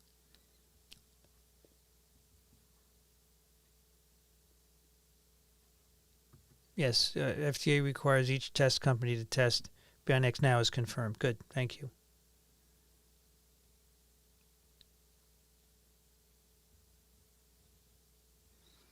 I'm in Japan, had my second dose in October, not sold on the booster, but if I was to get one, it would probably be in March. Would it be better to wait till winter? October, November, December, January, February, March. It's 6 months. 5-6 months is plenty. You could go shorter if you want. You could go 4 months. I mean, I think at least 2 months I think 6 months is the current recommendation, right, for mRNA vaccines. So you're in the right time frame.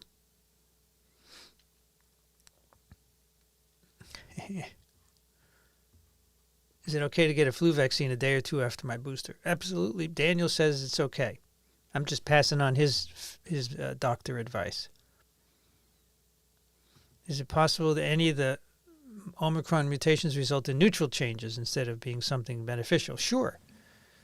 They could be neutral or they could be beneficial. They're not lethal because the virus is around, right? If it were lethal, it would be gone. But that's a good way to look at it. Yep.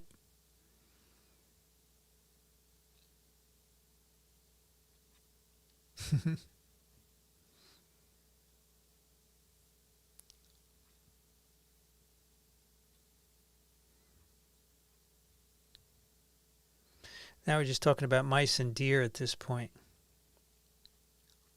which is quite interesting. Mice, deer eat garbage, yeah, interesting.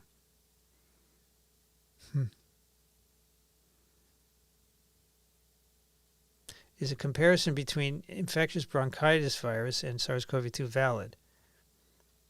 It sounds like it's difficult to vaccinate chicks at poultry farms. Now, it's not valid. They're very different viruses. I don't know how you'd want to compare them.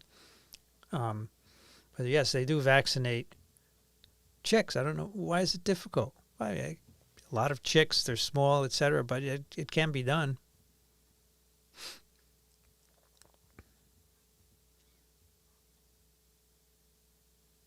How long does the virus stay viable in water? Well, I think it depends on the temperature, but I would say not more than a few days, probably. And, the kind of water it's in, it may make a difference as well.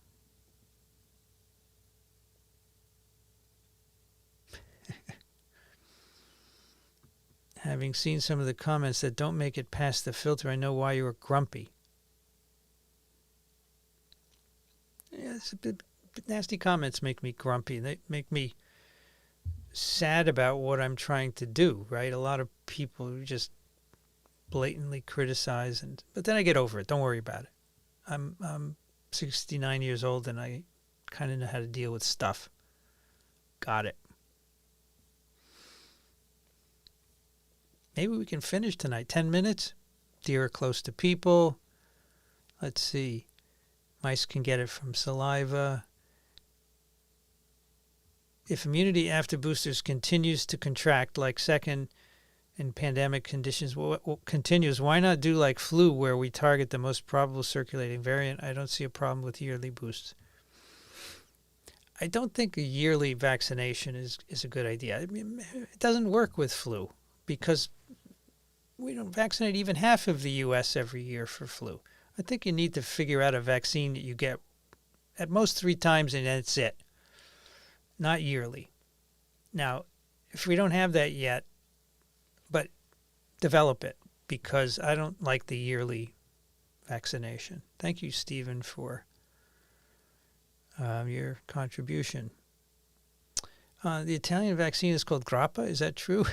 It must be a joke, right?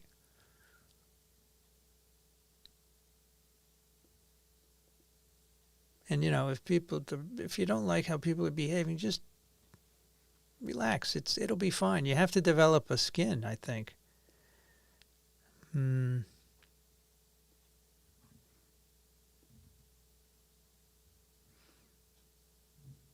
Can't the media find a medical expert who doesn't sit on the board of a pharma? I don't sit on the board of a pharma, but they don't talk to me. You guys talk to me, so maybe you win. Maybe not. Here in the Netherlands, she's answering. Franz is answering. They test by PCR. They don't look for infectious virus. Nobody does in water, but I don't think it would last for very long. What investigations are going on behind the scenes to provide sufficient information about Omicron so that scientists say we understand how this variant behaves? Well, so they're looking at the ability of sera from recovered or vaccinated people to neutralize the virus. They're looking at the severity of disease. They're looking at who's being reinfected. They're looking at actual disease after infection as opposed to neutralizing. So a lot of things, the same things that went on with all the other variants, they're doing again. And they're looking at T-cell recognition, which I'm sure we'll hear about all at some point. Someone in my long-haul COVID groups claims to have gotten 5 shots. Wouldn't that be dangerous? Well, it depends on how closely spaced they were. I mean, at some point you might get into some issues with autoimmunity, right? So I certainly wouldn't do more than that.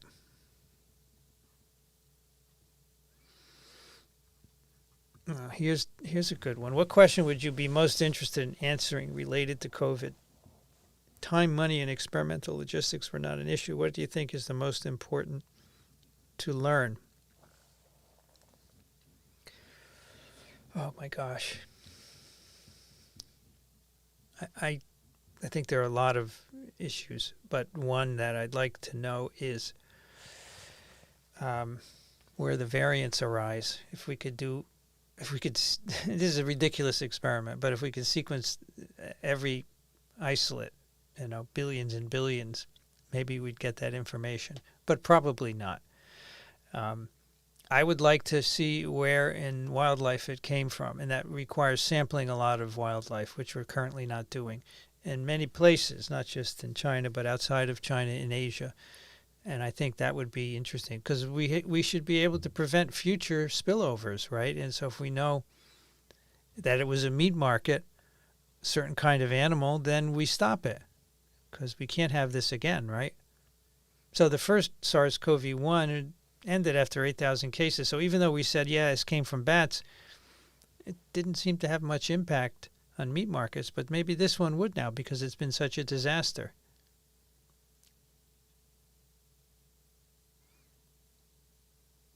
And I don't bicker with Amy. We just have scientific discussions. If you think that's bickering, well, you're just not used to scientists who have known each other for a long time talking to each other.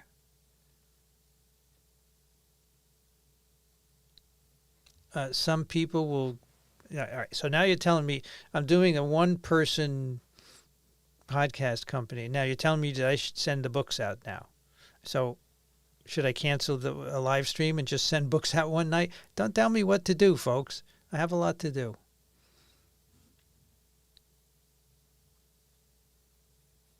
I do it because I like all of you. And so if I don't get around to mailing books... Well, I had an excuse until not too long ago. I didn't have them signed, but I've only had them signed for 2 weeks now, okay? So give me a break. Maybe over the holidays I'll get it out. And the deer could have gotten it from the water supply. Yeah, that's possible.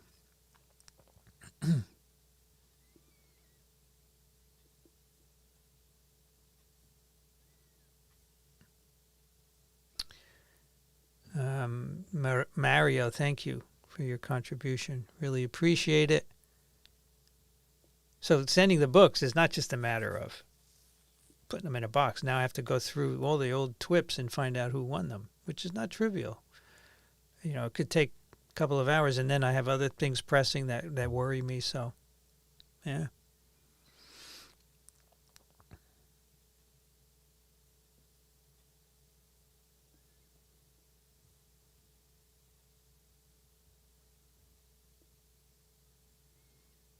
Should J&Jers consider 2 boosters? So if you get one J&J, a second one does a good job at raising your antibody levels and breadth. There are no data to suggest that J&J plus mRNA is not as protective as 2 mRNAs. J&J plus mRNA is going to be great also. Okay, here we go. Abdallah is a protein subunit vaccine. They have another one, Soberana. It uses a conjugate design along the lines of meningitis or typhoid. Thank you, Garden Shed 1. Appreciate it.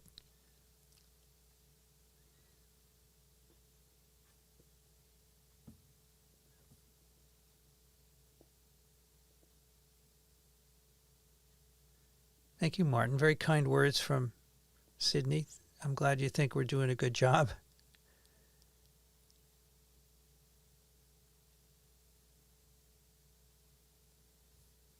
All right, so I think we should start wrapping up here. And I feel badly that you think we're bickering. Of course, the people who have left because of that are already gone, but we just having arguments, right? And scientists do that to different extents, and I've worked with Amy for 20 years, so we tend to do it. And so here you can see scientists really being honest with each other. If you don't like that, if it makes you uncomfortable, I'm sorry about that. But I think the upside is much, much more, right?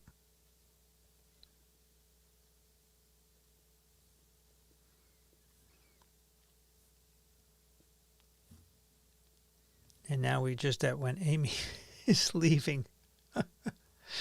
Oh, the Strat is fine. It's behind there. It's not a Strat. It's actually a poor man's. It's Starcaster. Cheap. But it's there. This office was okay. It was the next room that flooded, and we had to take the rug up, and now we're putting a new floor in. Oh, you're in RSV trial. My second dose isn't until 12 months after the first. Why so long? I don't know. That's a good question. We made a they may have some preclinical data in animals that said that you needed it. What is the light on the shelf? Well, that is a glass virus by Luke Jerram, which was given to me by my colleagues for TWIV 600. So it's on a light, an orange light, but it's called Future Mutation. It's a virus in glass, and this guy's an artist. Luke Jerram, look it up. This is amazing. I'm thinking of bringing it to the incubator. You want me to get it? I'll get it.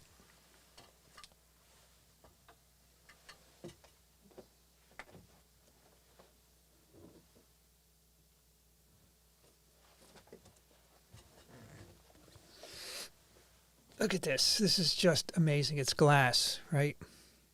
And it's got some nucleic acid inside, right? Let me get rid of the chat here so you can see. I think this is just gorgeous. It is so fragile, right? Future mutation. It's so fragile. If I dropped this, it would shatter into a billion pieces. And so I keep it up there with the light.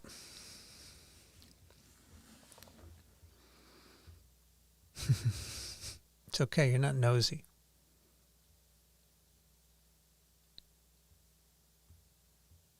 I have had 2 jabs, March and June, just had COVID. You're good. I don't think you need another jab. Do you think viruses existed before living cells? I do. In the form of nucleic acids that could self-replicate. In the pre-protein-based world, the RNA world, yeah, I do think there were. So Vicky feels calmer after watching these. So that's cool because some people don't like me and Amy to argue, but you don't care. So good. Thank you, Sandy, for your contribution. Yep. What's the strategy for maintaining immunity 12 months? You don't want to keep antibody levels high. You want a memory, right? So I don't think that the strategy is to keep antibody levels high. It doesn't make any sense. You have to depend on a memory response. And if you have a broader antibody response, then that'll handle variants better. And maybe that's what the boost, the third shot, does. Certainly what infection followed by a shot does.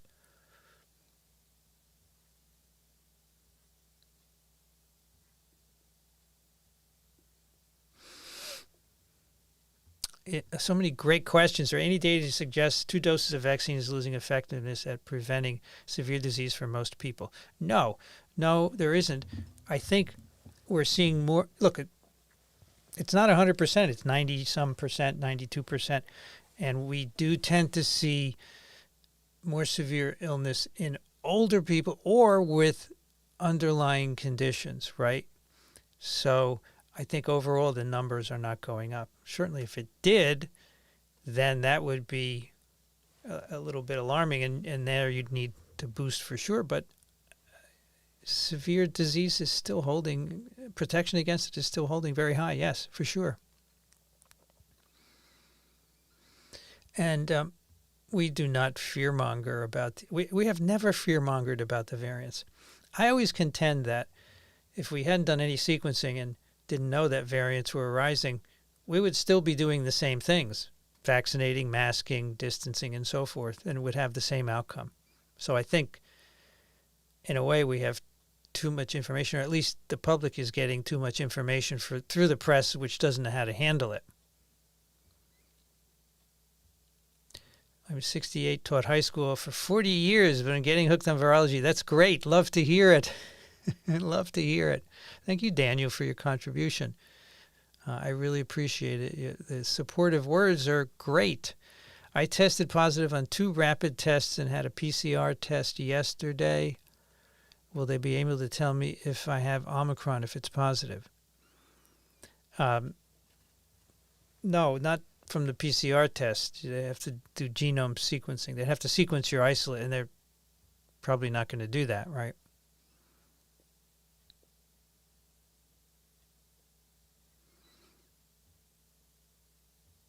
Rheumatoid arthritis medication could be a factor, right? Not the actual disease, but the medication. As an immunosuppressive medication, it could be an issue. Correct. Thank you.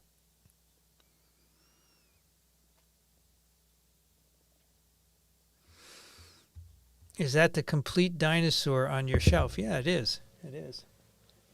Right here. Yep.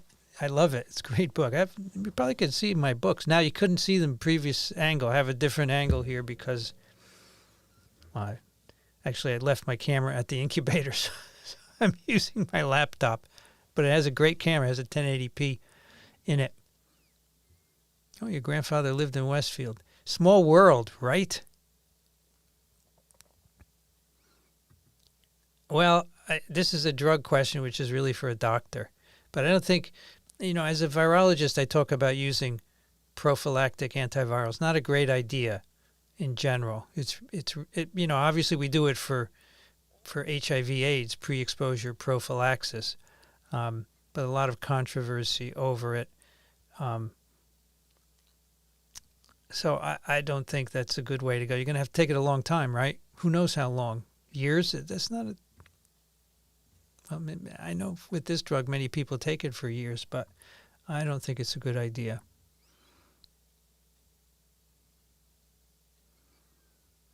If your spleen has been removed, are you more vulnerable? So it's a lymphoid organ, but you have other lymphoid organs, and so you will have a reduction, but not an elimination in immune responses. And I don't think we'll need yearly vaccines for COVID. I think actually at some point we're not going to vaccinate anymore. Shocking, isn't it? I think at some point it's going to have infected most people on Earth, and then there won't be much disease, and we won't need to vaccinate. It'll be like a common cold corona. I don't know how long it will take to get to that point, but it's highly possible that we'll get there.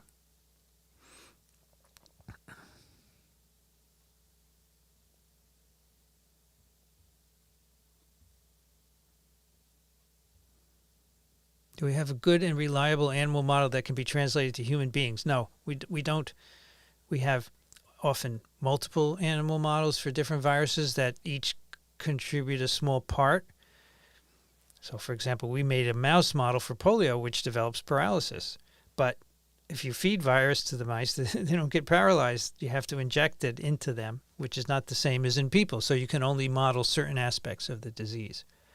So you have to say, for example, look at transmission, but it may be that the animals transmit, but they don't get sick, which may be okay because you just want to see how it travels through the air in a droplet. Does the donor make enough? Is it stable in the droplet? How much do you need to get into the recipient and so forth?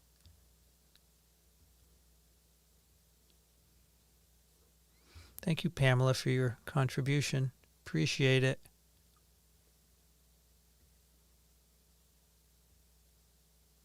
How are we accurately categorizing transmission between mutation? It seems every is more transmissible than the last. Okay, so here's the problem. All it is that one variant displaces another. So they say it's more transmissible. That's not what's happening. One variant is more fit. That's why it displaces it. But it's interpreted as being more transmissible. And we had Ron Fouchier on TWIV a while ago, and he talked about this. He feels the same way, and he studies transmission of influenza virus in ferrets, among ferrets. It's not transmission. You're absolutely right that you cannot characterize transmissibility so fast. And it can't be that they're getting more and more transmissible. They're getting more and more fit. I mean, just think about it.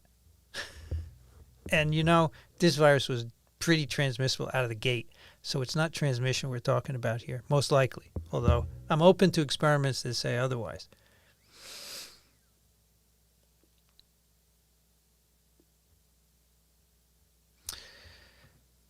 Anti-science is pushed by self-interested lobbies like Russian intelligence services. Well, I think they probably contribute to it to sow discord in this country. But I think a lot of the anti-science people actually make money off of it, and that's what drives them. In the end, money drives most people.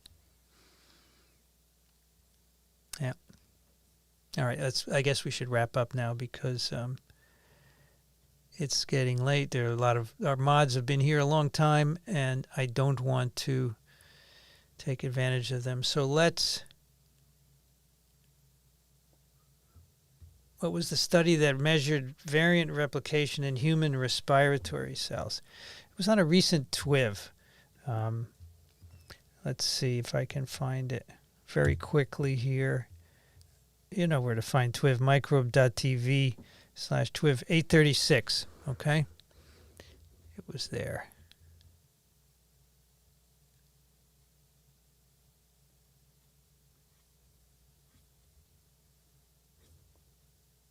Okay, we have to skip through. I want to thank people for their contributions. Thank you, Rooksby, for your contribution. I think that you have a drop in vaccine effectiveness without a spleen, but not zero. Thank you, DR, for your contribution. J&J April, Moderna in November. Mask when appropriate. Is it irresponsible for me to go on holiday? If so, when can the vaccinated start having a bit of a life? You can go on holiday. You just have to make sure there are regulations for flying internationally and for countries, but you can fly now, vaxxed, masked, no problem. Go for it. Go for it. Absolutely. A lot of questions. I'm so sorry I didn't get to them all. Can you come back next week? Try and get to more of them. Thank you, Just Jean, for your contribution. Really appreciate it. And really great questions. Please don't say I'm stubborn. I'm just driven by the science. It has nothing to do with personal issues or pride or anything. What do I think of Shane Crotty? He's from the La Jolla Institute of Immunology in California. I like Shane very much. I have his book here on my shelf. I think he's a really good scientist. But maybe you didn't ask me that question, huh? Let's get to the bottom of this list, and then we'll thank everyone. Oh, my gosh. Here we go. So Richard, thank you for your contribution. Really appreciate it. And, you know, there are a lot of good questions here.